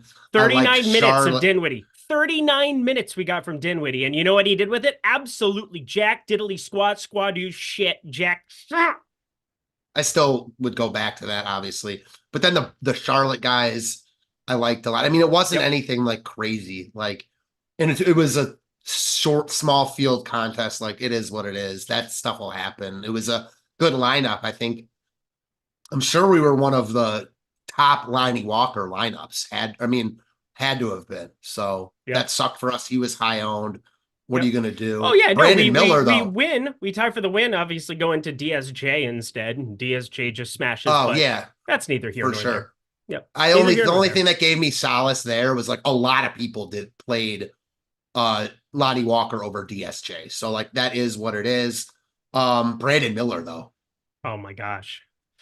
He is very good at basketball. He is starting to he's starting to come alive. He is starting to be that dude here for Charlotte. And yeah, it is fascinating to watch in real time. That's for sure. I don't know if you watched him at all at Alabama last year. Yeah, I did. But this is what he looked like. Yeah. So like now that he has the keys, they're not going to be good, but he is good offensively. He's just good.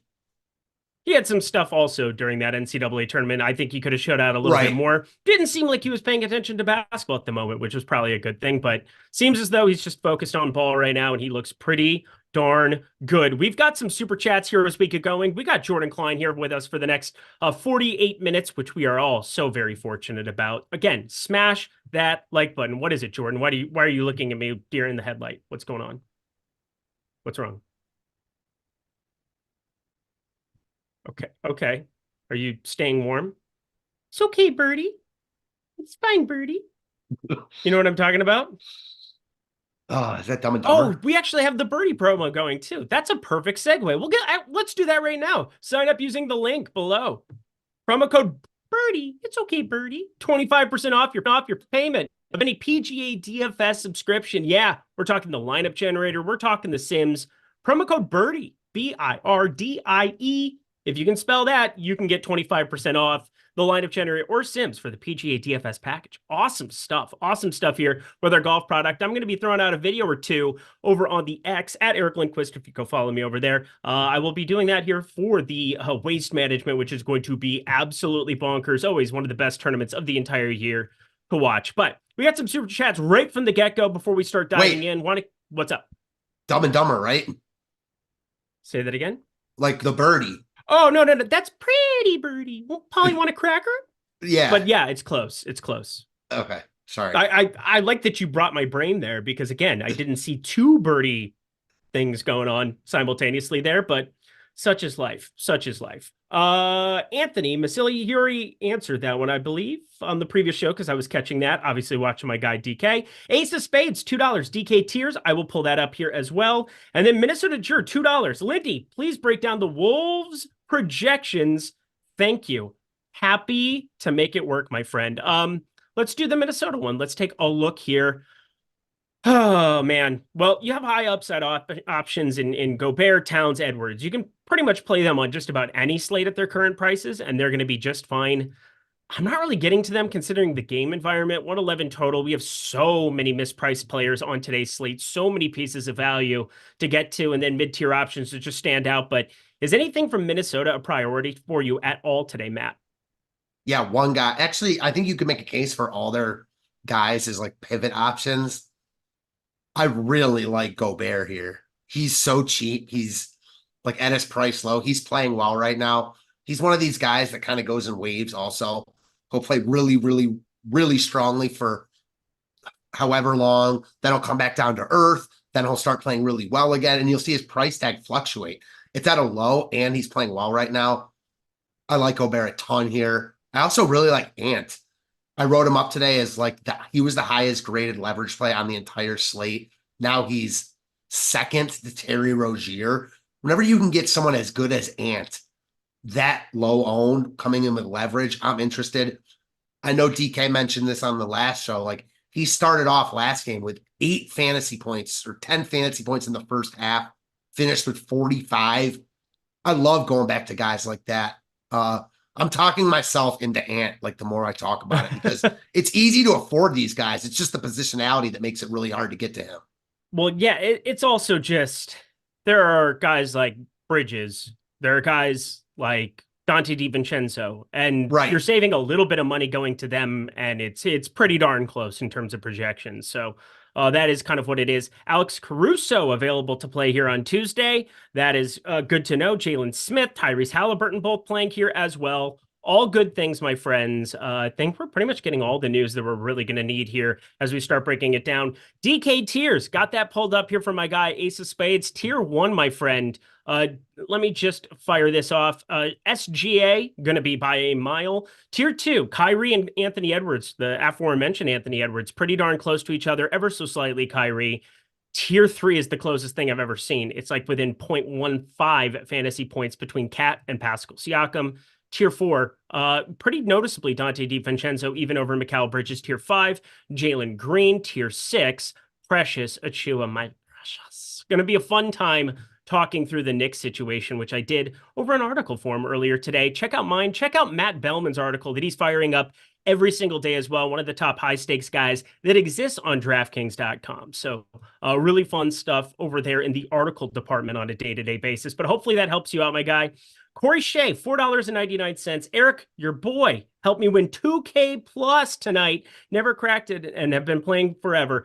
Dude, that's fantastic. I love seeing that. Love seeing all the great comments that we've had here in chat from people in the early going. They love Matt. They love me. They love DK. Everybody getting some love. We got to give Josh Engleman some love here too, right? Right? Yeah, I feel like he's that glue guy. Yeah, he's the glue guy. He's the unspoken hero of this entire thing. So Anthony's super chat did not get answered. All right, I will fire this one up here as well. Thank you, Jordan Klein. Anthony Masilli, $1.99. Fave play per position, DK single entry, fave low own play. We're going to, of course, save that for Nuke of the Night. So 13 minutes at the halfway point of this show. We will hit the Nuke of the Night here for the people. But the front end of that one, we are going to give him our fave player per position on DK for single entry. So if we're building out our single entry, I've got mine right here. Point guard, who do you have going? Favorite play from that spot, Matt Bellman? Amen Thompson. Yep, same. DiVincenzo for me at shooting guard. You? Man, I'm going to go Ant. Okay. Small forward? Small forward's going to be Royce. I'm going to withhold information until we get to Nuke of the Night. Power forward, it is going to be Precious. Precious. And at the center position, it is Nick Claxton for me. Interesting. Official word, Amen Thompson will start for Fred VanVleet. So thank God for that. We don't have to worry about anything from a projection standpoint to change up here. So that's plus. But center, go ahead one more time. I thought for sure you were going to say Sengun, but nope. I'm going to say Gobert.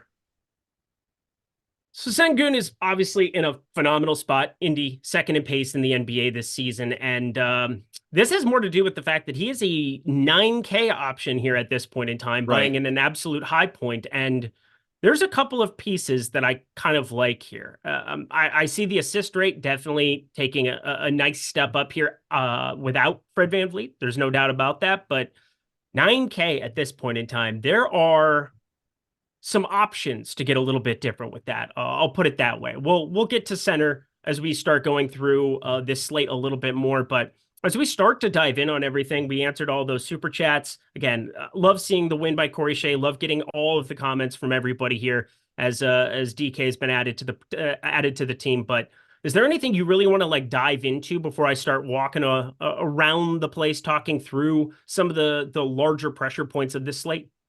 No, bring it on. Okay, let's do it. I want to start with the Knicks.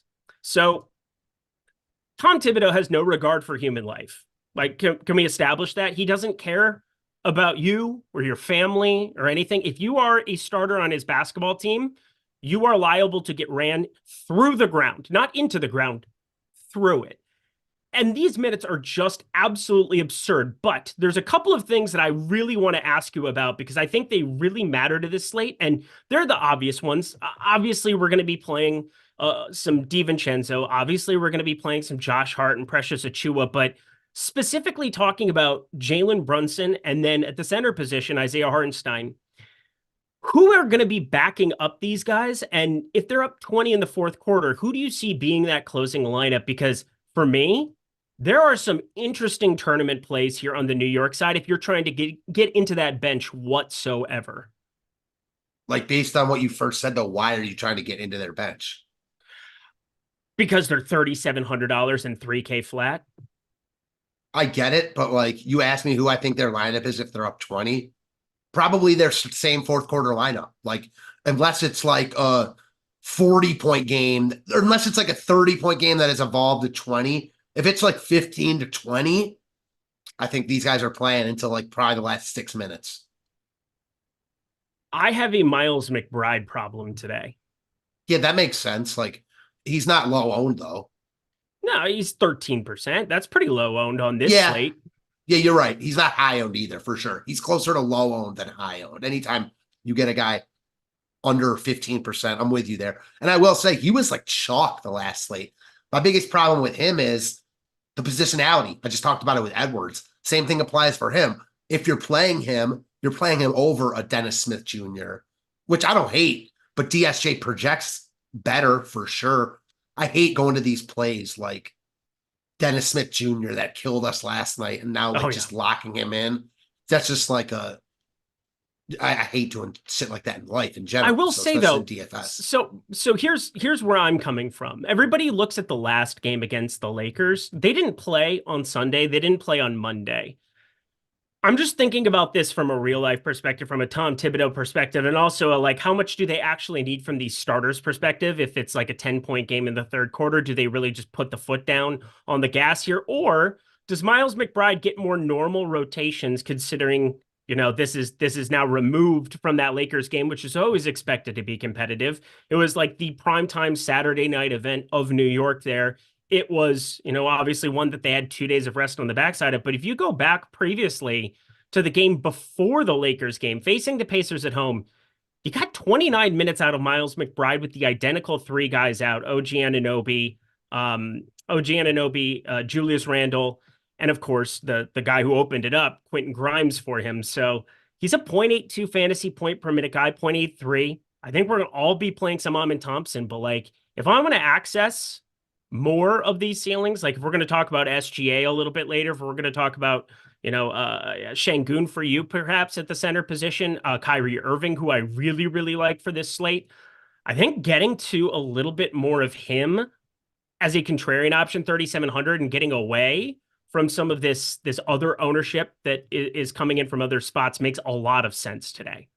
So the best point you made to me is that the 2 back end days off. So at first I was like, where's he going with this? And then it clicked that like he probably played his guys more in that spot, knowing they had 2 days on the back end, which I'm with that. Like they did. I watched a lot of that game just because it was a really good game. It was primetime East Coast here. So yeah, they played their guys as many minutes as they could, really.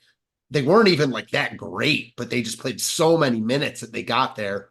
I don't think it's crazy to expect McBride to play a few more minutes. Personally, I'd play him over DSJ, not over Amin Thompson, but that's just me. And then the problem is, like, you look at these value guards, and I also like Dinwiddie, who we'll talk about. Like, you got to spend up somewhere. So you got Shea looming. So a lot of good guard options tonight. There's a lot of opportunity cost that comes with rostering any guard. Of course, the first question that I get in the premium Discord, which again, you can sign up for here at Stochastic, NBA DFS channel, jump on in that. People talking around the clock, everybody chatting DFS. First question I get, first person who tags me, it's the nuke of the night. So we still have 6 minutes. I'm going to hold back on that. As far as the center rotation, Taj Gibson, I don't want to do it. I'm not going to do it probably, but I at least thought about it for a second. He's 100 years old. He's a fossil at this point in time. And maybe Hartenstein just plays even if they're up by a bajillion. But like if they are up a bajillion, Taj Gibson playing 8 minutes in the fourth isn't like an unheard of idea. So I don't know. I was thinking about it. Didn't end up pulling the trigger. Probably not going to end up doing it. But Miles McBride, I am 100% going to still be firing up here in tournaments. Boom bust tool, pretty flat leverage. It was a little bit better earlier in the day, but such is life. As far as the Knicks go, though, if you get to any amount of Brunson, DiVincenzo, Hartenstein, Achua, Hart, like how do you possibly bat an eye at that today? You don't. And I know you're Mr. Narrative, so just gonna see, that is not what I am, but also it's ironic because I feel like I've said that at least 2 or 3 times a week for the last 3 weeks. So maybe I am more than I think I am.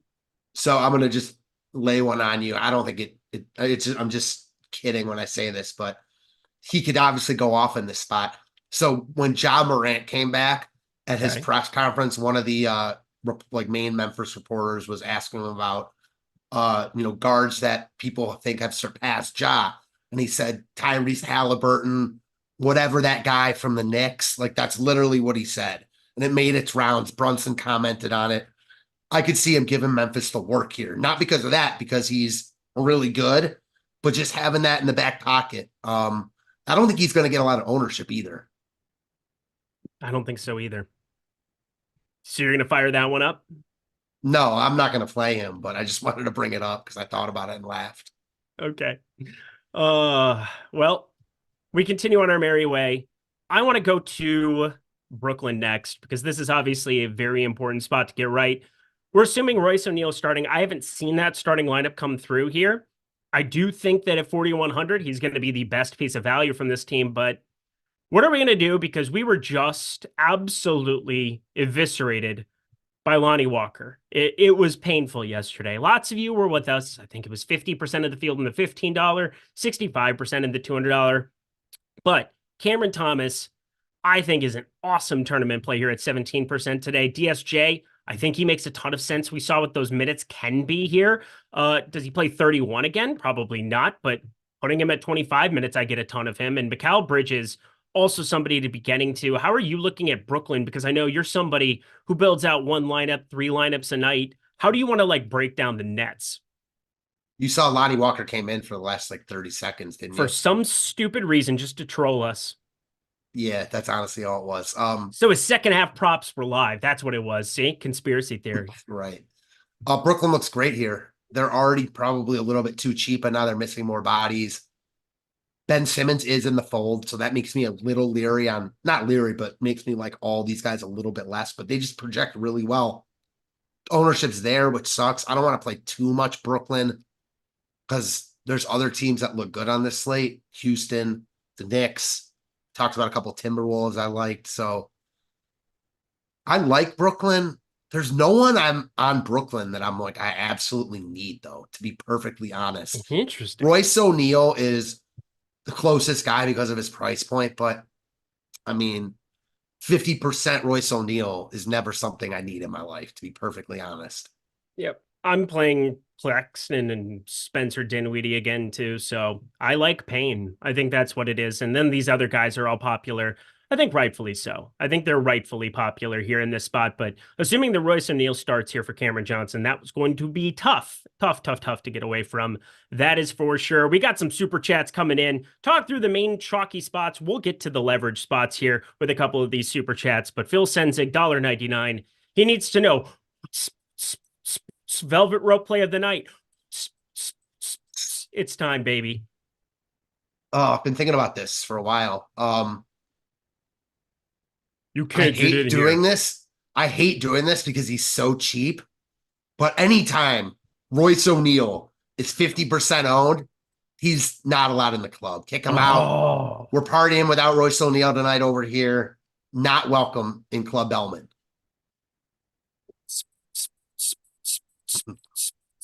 None of that? None of that. All right. There will be a lot of that, just no Royce O'Neal. All right, that's fair. I think that is more than fair. Do you think Luka plays? I do not know here yet. I'm going to be waiting on that news like everybody else here. That is for sure. We've got another super chat. Corey Shea coming back, $9.99. I mean, my guy, you could have just asked me the question and tagged me. You gave us the super chat, but we thank you again.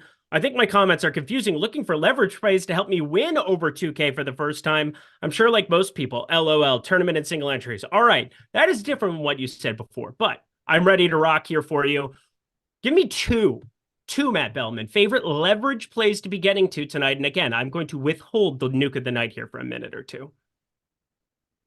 Wait, repeat that. Sorry. Your favorite leverage plays. So plays just under-owned tournament plays here on DraftKings tonight. You just mentioned him, and I forgot when I was talking about Brooklyn. Spencer Dinwiddie. Yep, I'm playing him. 5,300. I hate it because it's been Spencer Din shitty, but he's at a low price point. All these other Brooklyn guys are getting love. He's not. He's now the third highest player in our tools as far as leverage goes. If this price point, it's hard for him to kill you if he plays a bunch of minutes, and he's got upside here. He had 40 in the last matchup against Dallas. I know that was eons ago earlier in the year, but like, I don't know. Maybe he's got some revenge in his heart. You've talked about the Kyrie revenge. You got Dinwiddie on the other side. He does not like Luka. We'll put it that way. Didn't go well. I feel like he doesn't like a lot of people. He doesn't like a lot of people. And Luka doesn't like a lot of people. Like, I don't know, people who yell at him courtside. He would rather play basketball in silence. Like that's his prime objective, apparently. So there's that. Anyway, Aaron Nesmith is another guy that today I can finally play him. He's not infinity % owned. So in this first game of the night, again, I don't think we're going to have to be waiting on tons of news where, oh, there's going to be this massive late swap advantage. So first game of the night, we only have one locking here in 29 minutes, that being Indy and Houston. And my nuke of the night is on the Houston side. But one guy I like for leverage is Aaron Nesmith. The game environment is obviously awesome. There's no doubt about it. Considering you get Halliburton out there who is limited, it's still, I still think there's enough meat on the bone at 5,700 based on the amount of minutes that he's been playing recently, where I think you can fire that one up a little bit. And then, you know what? Let's play the video, shall we, Jordan Klein? Nuke of the night time.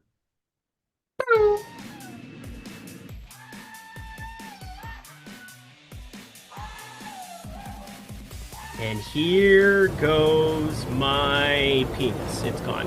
It's gone. It is no longer with us. Rip City, Rip City. Matt Belman, how about you go first, my friend? You did the velvet rope. Got to get out of the club. But now, who is invited into Oppenheimer 2, the sequel? So this is my nuke of the night? This is your nuke of the night. Okay. I didn't know I'd be answering this, so... I'll answer it first if you would like. Yeah, to. you go first. Oh, no, mine's easy. Rudy Gobert. Oh, talk to me about Rudy Gobert once more. I love Gobert here. He's playing really well right now. His average salary, actually, it's like 7,200. So he's not that much cheaper than his average, but he's cheaper. He hasn't been under 7K at least since January 7th, probably longer than that. And his past 2 games, he's got 46 and 50 fantasy points. Like, he's not a 6.9K player, so give me Gobert. Rudy Gobert, I love it. My nuke of the night is none other than one Cameron Whitmore of the Houston Rockets. We're talking $4,600 shooting guard, small forward, and everybody is playing Dante DiVincenzo, and I get it. I'm a little bit under the field on his current ownership for what it's worth, and part of that is that there are some shooting guard small forwards. Dylan Brooks, I have a little bit of here as well, but Cam Whitmore, he is leading the entire Houston Rockets team in usage. When he sees the floor, he chucks 29.5% usage. You have no Fred VanVleet out there, and there are opportunities where Cam Whitmore can go out and see these minutes extended past 24. And when you get Cam Whitmore extended past 24 minutes from time to time, he absolutely eviscerates slates. He's a 1.17 DraftKings points per minute player, playing the second most fast-paced team in the entire National Basketball Association. I don't see how this isn't a spot where his tag just came down for some inexplicable reason because of one outing where he only plays 19 minutes against Minnesota in a spot that they got completely blown out. Give me Cam Whitmore in a spot where I think he plays at least 22 minutes and could play upwards of 24, 25 here, barring how this rotation works for Ahmed Thompson. Your nuke of the night, Cam Whitmore. Another guy I wrote up today coming in, or he was coming in with nice leverage. Yeah, still is. 10% ownership, 13.5% chance of being leveraged. We'll see if that 10% ownership is really that low because people want to play him, but he doesn't play enough minutes for him to really start getting a ton of ownership. So you are banking on him playing well when he plays. There was a slate like a month ago. I remember Josh and I talked about Whitmore. I think they were playing Detroit, actually. I can't remember exactly. And he was kind of popular and just shit the bed.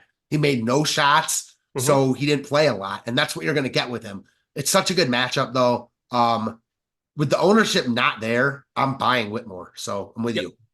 I totally am. Oh, here comes the onslaught of Memphis news. We'll get that here in a second. But my filler arc, $4.99, Naismith and Jabari Smith. So Aaron Nesmith, I'm assuming is who he meant, and Jabari Smith, or Mikal Bridges and Royce O'Neal. I got to think between those two. Obviously, the first side of it, I like as tournament plays. I like getting to a little bit of Jabari Smith. I like getting to Nesmith. But it's got to be Mikal Bridges and Royce O'Neal for me. How about you? It was Bridges and O'Neal or who? Bridges and O'Neal or Nesmith and Jabari Smith? It's definitely the first two. It's not even close. I'm with you. Alex Sarah, member for 3 months. Love to see the badge, my friend. Fave possible non-starter player not named DSJ. So he's looking for a non-starter. That's Miles McBride for me. Welcome to the team. Yeah, I like Miles McBride here. Or isn't it? Is Whitmore starting? No, he is not. Jalen Green, so Whitmore as well. But I'm saying that, I mean, I have more. So Cameron Whitmore, he's 10%, I have 30, but like Miles McBride, I have a larger stand on. You have more than 30% of McBride? Yeah, 34% right now, but he's higher owned. So, well, barely. So you have similar stands. Similar stands, but one is a much better fantasy point per minute guy than the other and sounds sexier. Right. McBride's cheaper though. I like it. Yeah. Both are lovely. We have 3.3K people here. This is outrageous. Smash the like button. I love this. Is the most that we've had live here on an NBA show all season long. Matt Belman and I breaking down today's NBA slate. Welcome, my friends. Gray, $1.99. O'Neal or DSJ if only playing one. That is definitely Royce O'Neal for me. Yeah, it's O'Neal. Man, this going back to these Dallas cheapies does not feel good. Nope, sure doesn't. Absolutely does not feel good in any way, shape, or form. Let's see. Let's recap the Memphis news because that obviously got broken down. We got the Pacers starting lineup. We got the Rockets starting lineup where you got, exactly what we were expecting, knowing that Thompson was going to start at the 3. But Derrick Rose available to play in the Garden.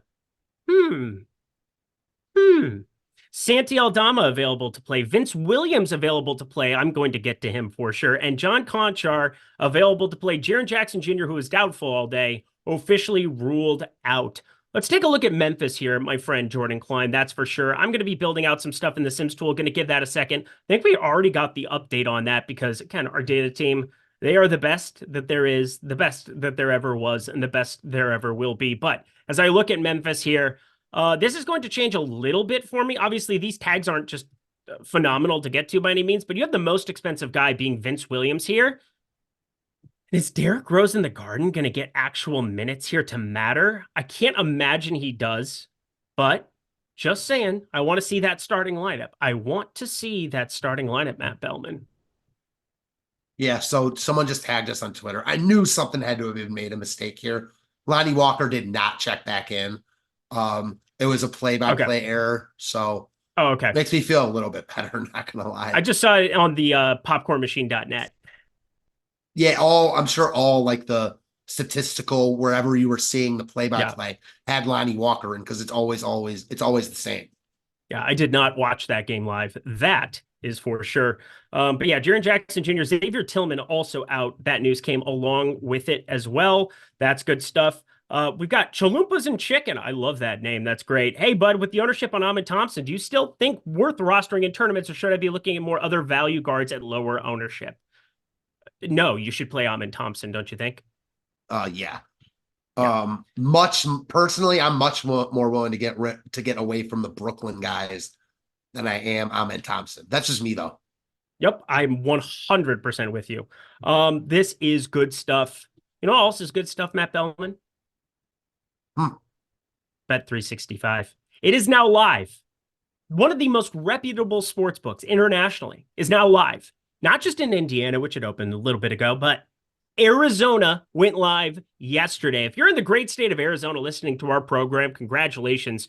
This is a phenomenal deal. I took advantage of this when I was in New Jersey. I was hanging out with Greg Ehrenberg out there in the suburbs, living, rocking the suburbs, little Ben Folds action for the people. But I was able to take advantage of this offer. Bet 5, get $150. I was able to turn that into just over $550 when I went back over to Iowa over Christmas, had an opportunity. Again, New Jersey, Iowa, Virginia, Colorado, Louisiana, Kentucky, Indiana, and Arizona, all states where Bet365 is available. And this deal is no joke. Got it deposited right to my account as soon as I got done with these bonus bets. Bet 5, get 150 in bonus bets at the link that Jordan Klein throws into chat or in the link below.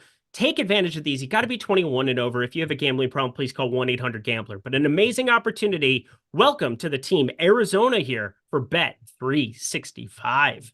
All righty, let's see some updated ownership here on the Memphis situation. Because again, nobody was pulling any ownership. I doubt it changes a whole heck of a lot for me, which is weird because nobody is priced over $6,000 on the entire team. But now they just have so many healthy bodies. What are we doing here, Matt, if anything?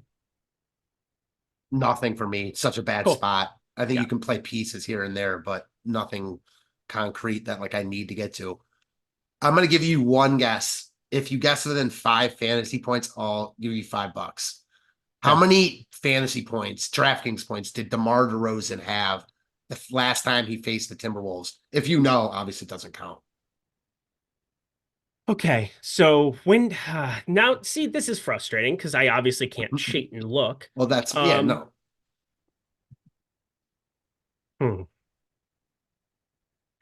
So my Minnesota Timberwolves, when did they play? How long ago was it? Can I look that up? Yeah, you know what? I don't know if he played against. I thought it was in the 2022. I can't remember a time that we played Chicago this year. You haven't played them this year. I thought this number was from last year, but it might have been from 2 years ago. I don't know if he played you guys last year. Well, that was a fun bit. Yeah, sorry, but he had 80 fantasy points. That seems pretty good. 80? 80. Was Rudy Gobert there? Or also, again, this is why I don't really look at like historical performance against a team unless it's Luka Doncic against the Suns in Phoenix, in which case he tries to score 1 million baskets. It was just a fun anecdote. I did. Game like must have went like it. 2 overtimes. Oh, did it really? Yeah, it was like 139 to 100. DeRozan has the perfect game to beat the Wolves. He can't shoot from 3 and statistically performs worse than somebody who does. That's fascinating. Minnesota is very vehemently against what DeMar DeRozan does. So I would suppose not ideal there. He played 52 minutes, Richie just said. Oh, God, that's wild. That is a wild fact. Anywho, let's dig into our lineups here a little bit. We've got 17 minutes here left to rock. I'm working through some of this updated ownership here. Again, Memphis, I doubt that's going to open up anything here. Anything from the late night hammer for you? Because, we talk about late swap all the time here on this program, but I just don't find this Oklahoma City, Utah game to be all that appealing aside from SGA, who is always great. I normally get to Lauri Markkanen in spots like this. I'm not really getting there. And the news that Ochai Agbaji is going to be out here, I mean, he was great at Kansas. He has been terrible in the National Basketball Association. So I don't really think that does a whole heck of a lot. I think Fontecchio could maybe walk into a couple extra minutes, but I don't know how you land on anything confidently in Oklahoma City and Utah. So just a brutal late night hammer tonight. I agree. I think Shea will get ownership as he should. I mean, he's one of the best spend up options. He's having an amazing year.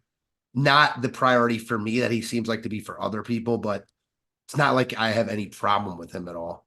Okay. Let's take a look and see if people have any other questions for us here as I am digging in. We have all the super chats updated.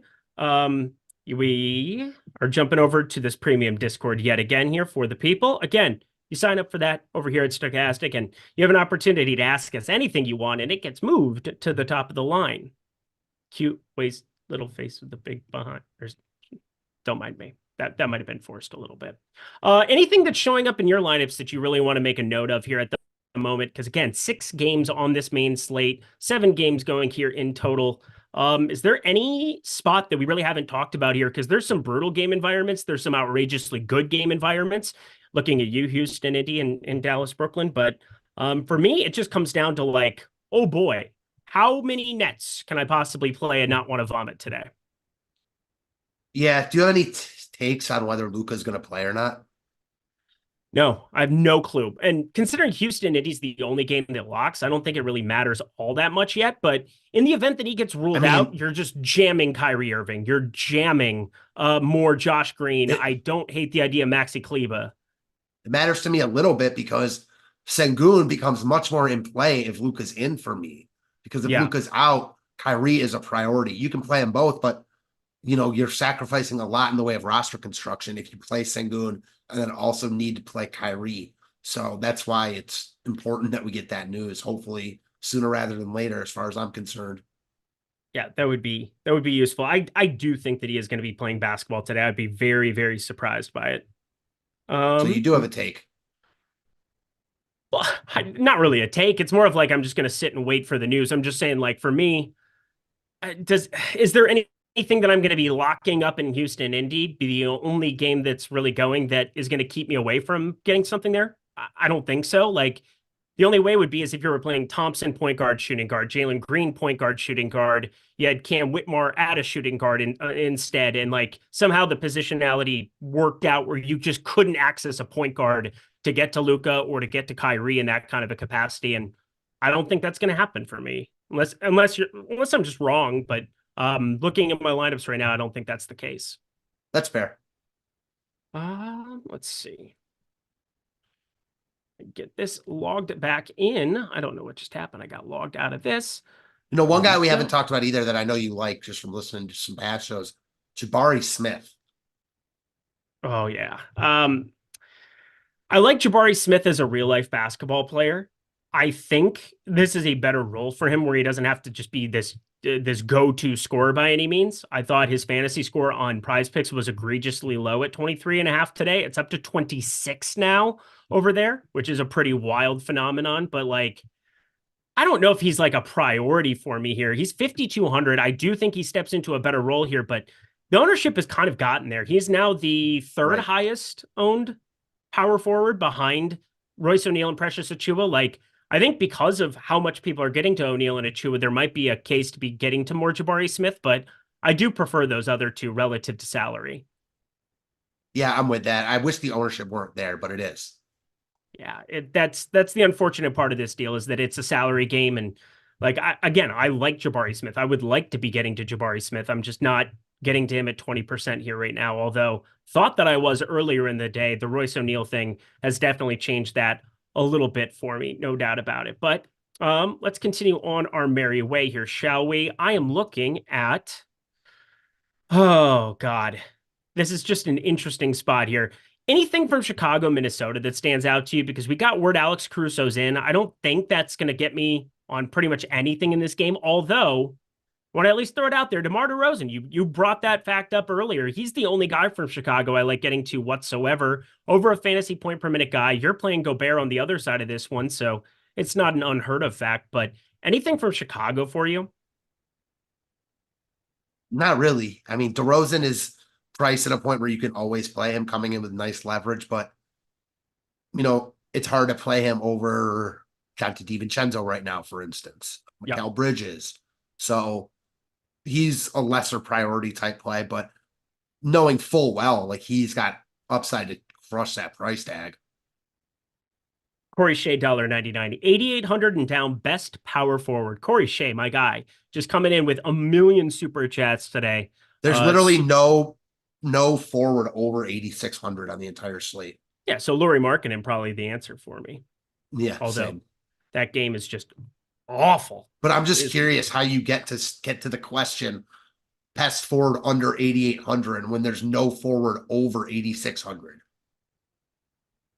Oh, yeah. I mean, you're playing just highest raw projection. I mean, Lauri Markkanen and Karl Anthony Towns. It's kind of like a pick 'em there. Pascal Siakam, if you're looking to get different in that game environment, they have a 127 implied team total. But with Halliburton there, with other front court bodies, we got Jalen Smith, who did get ruled in earlier. It's just not all that appealing to me because they don't have to play Pascal Siakam 38 minutes.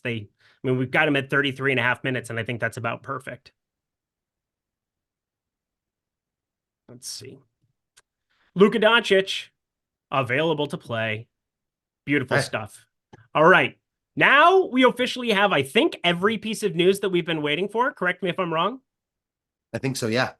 Let's head over to the lineup generator here. Let's build some lineups now. We have 10 minutes left in the program. Jordan Klein, fire it up here. Again, the lineup generator. This is a great way to kind of see the way that the Sims tool is operating. These are the best lineups curated for you. We are slashing the fat, trimming the fat off the end of the steak, even though it can be delicious from time to time. But you build up to 5,000 lineups here in 60 seconds with the contest generator with the Sims tool. Here, you're just building up to 20, but guess what? A lot of you are playing in the $4, the 4-point play. You're playing in the $1, the and one. You're playing in these different contests. This is perfect for you to check out the power of the Sims tool quickly, efficiently, and easily here. So sign up for that. Take advantage of the lineup generator down below. Again, take advantage of it here. And we're going to fire up a couple of these lineups right now. Save 20 and see what our exposures are getting to. It's allowing me to also generate some lineups here in the Sims tool, firing that up here for the people. But Jordan Klein, let's take a look at some of those exposures, shall we? Because Amin Thompson, 100% of lineups. Do you have any disagreement with that, Matt Belman? No, I don't. Royce O'Neal, second. You don't love that. He's in the velvet rope. He's been banned out of the club. Yeah, I mean, I get it though. Like, yep. He's so cheap and he's going to play a ton of minutes. He's not a bad play. I just don't agree with the ownership. I love seeing Kyrie Irving at 30%. Again, Kyrie Irving, this was a finger issue. He's been able to run on a treadmill. He's been able to condition. He's been able to do all of those things. I expect him to play 35, 36 minutes here. Yesterday was a blowout, partially because he played really good against Philly. I mean, we just fire up some Kyrie Irving in tournaments, don't we? I always struggle to get to Kyrie when Luka's in and vice versa. Yeah. Like, obviously, I think Kyrie is the easier player to get to here. Kyrie versus Ant is really close for me at basically the same price point. Ant projects for 43.5 DraftKings points. Kyrie Irving, 44.5. Like, that's really close, obviously. I think Kyrie is the slightly stronger play, but they're both really close. Yeah, they're both very, very close. No doubt about it. How about something, this is close too. Phil Senzig, $1.99 lotion play. Claxton or Gobert, salary not needed. Your dude, Gobert, for sure for you, right? Yeah, Gobert for me, but you mentioned you like Claxton earlier. I do. I like Claxton a lot. He was my highest owned center. We'll see if that ends up being the case as I finish simming all of these lineups. Again, the lineup simulator, that is what you want here. That is the crown jewel here of Stochastic. This tool, the contest generator into the pre-contest simulator and doing the sims, that is the process that I do every single day. And then the late swap tool, taking advantage of that there as well on the days where I can be late swapping. If you're, out and about living your life, of course, take your time, hang out, try to react to news just by, changing out a player here or there on your phone. But on the days that you're by your computer, pre-contest simulator, I would be firing that up in addition to the late swap time and time again, for sure. No exotic play of the day. No, because Greg Ehrenberg's not here. And I don't have to succumb to his madness right now. There's that. Both got ejected in the first quarter. Yeah, Neesmith and Brooks, they're going to have a villain off. Yeah, I mean, people don't like him. It is what it is. It is what it is. I'm finishing out my lineups here right now. How did you end up building out your lineup already? I'm finalizing right now. I'll tell you what, like I understand why Cam Whitmore's not getting a lot of love. You just don't need the value with other guys like Royce O'Neal projected to be so high on. Give me Cam Whitmore over Royce O'Neal all day. I get it. Royce has a higher floor, but I'm trying to win tournaments here. So for me, I'm playing Whitmore. I like that call a lot. So much. I want to win all of the things. I have more Cam Whitmore than I ever imagined possible. That is for sure. But it's a good time to be alive. My day is basically the Cam Whitmore day. I have more than the 30% I talked about earlier right now. That's fun. I'm sure this is going to go very, very well for me. 48% Cam Whitmore. What could possibly go wrong? I don't mind that stand. I really don't. Jorge, my guy, Jorge Yacomi, $10. Top 3 must-haves on 20 max DK. Amin Thompson, Royce O'Neal, Precious Achiuwa. Those are the 3 that I have the most of. You said, yeah, it's Amin Thompson for me. Rudy Gobert, and Mikal Bridges. I love all of those things that you just said. That's for sure. Let me fix this out too here. We've got 5 minutes left to go. I am doing the Greg Ehrenberg portion of the show where I simply get my lineups in, and then I will be able to answer all the questions here and let Matt fire up his stuff here as well. I'm pushing this. There we are. Gideon, Aaron Wiggins in play for GPP with Wallace and Joe out. I can't do it. They're just so diluted, and there are some slates where I would try to get to them in these kind of spots. Today is just not one of them, right, Matt? I agree. And just there's so many good spots on this slate. You're not going to be able to play all the good spots, so it's hard to get to the mediocre spots, is a way I kind of look at it. Yeah, because there's just so much exceptional value that exists. Like Amin Thompson is starting at 4,100 as not the worst fantasy point per minute guy on planet Earth. Now, one guy I want to ask you about that we have not talked about at all. You mentioned him in passing a little bit. Actually, you only mentioned him in talking about like players that you probably like, whatever. It was about Kyrie, Jalen Green. Yeah. People are spending down on Thompson. He's a boom bust guy. But with no Van Vliet, like, you got to like his ceiling here in such a good spot against Indiana. Don't hate it whatsoever. For me, he is in 6 of 50. So I'm actually underweight to him at the moment, I believe, based on our last run of ownership. We double check that here. Oh, it's not that far off. He's at 19%. Yeah, so I actually am about half the field here at the moment. It's not that I don't like him. It's that I think Amin Thompson's there. I'm also doing the Miles McBride thing. So I'm getting to more Luka, more Kyrie, getting to some spend ups that otherwise aren't necessarily showing up in lineups here. So it is uncomfortable. Also have a lot of Cam Whitmore. So I'm hoping that somehow, some way this game doesn't necessarily go to script and stay competitive and have Jalen Green completely smash. So I think that might be part of it. If it stays competitive, I don't think you can get enough Houston, to be quite honest. Like, they're in a great spot without Van Vliet. They might be in the best spot of any team on this slate. Yeah, they probably are. I mean, Indeed, number 2 in pace. Obviously, the Oklahoma City spot is good for pace, but terrible for matchup. You're talking about one of the more difficult matchups that you can run into in the entire NBA. So that is what it is. Let me fix this quick. There we go. Say that again. Oh, yeah, we can do that here right now. We've got our gravy $1.99 need utility on DK 8,700. Lauri Markkanen. That has been the default answer there at the 8,700 number. But let me double check here at utility. We are, looking at Lauri Markkanen yet again in that price range. It's kind of a dead man's hand situation there. Debuff $1.99. Yahoo, Thompson, KD, or Cam Thomas Bridges. Let me take a look here at the Yahoo projections. That is going to be it's going to be Cam Thomas Bridges for me. Again, the KD part, I get it in the late night hammer there, but you're looking at, I would definitely still have Thompson in that lineup if I were you. David Veit, $2. McBride, Precious, or Whitmore, Brooks, friends? McBride and Precious for me. How about you? Even though I love Whitmore for tournaments. Yeah, it's McBride, Precious. I don't really like Dylan Brooks, although anyone from Houston's in play, so I don't hate either side. Slightly prefer the first. Anything else the people really need to know? Because we have 1 minute now, 1 minute remaining in the period. Anything else that needs to happen? Who else is out for Houston? Brad Clayton says, how is Houston the best spot? Just in terms of like what the matchup is, and obviously Fred VanVleet is out, and that matters. It's the matchup and Van Vliet being out. Like, he eats up a lot of minutes and usage, and they're not priced for him to be out already in a really good spot. So that's why, to me, they're the best spot. They don't have to be the best spot. I don't think it's like locked in. You've got Brooklyn and the Knicks that also look really good. For me, I'm going pretty heavy on Houston, though, personally. I'm so 100% with you, my friend. Do not fret. Do not fret. That does it for us.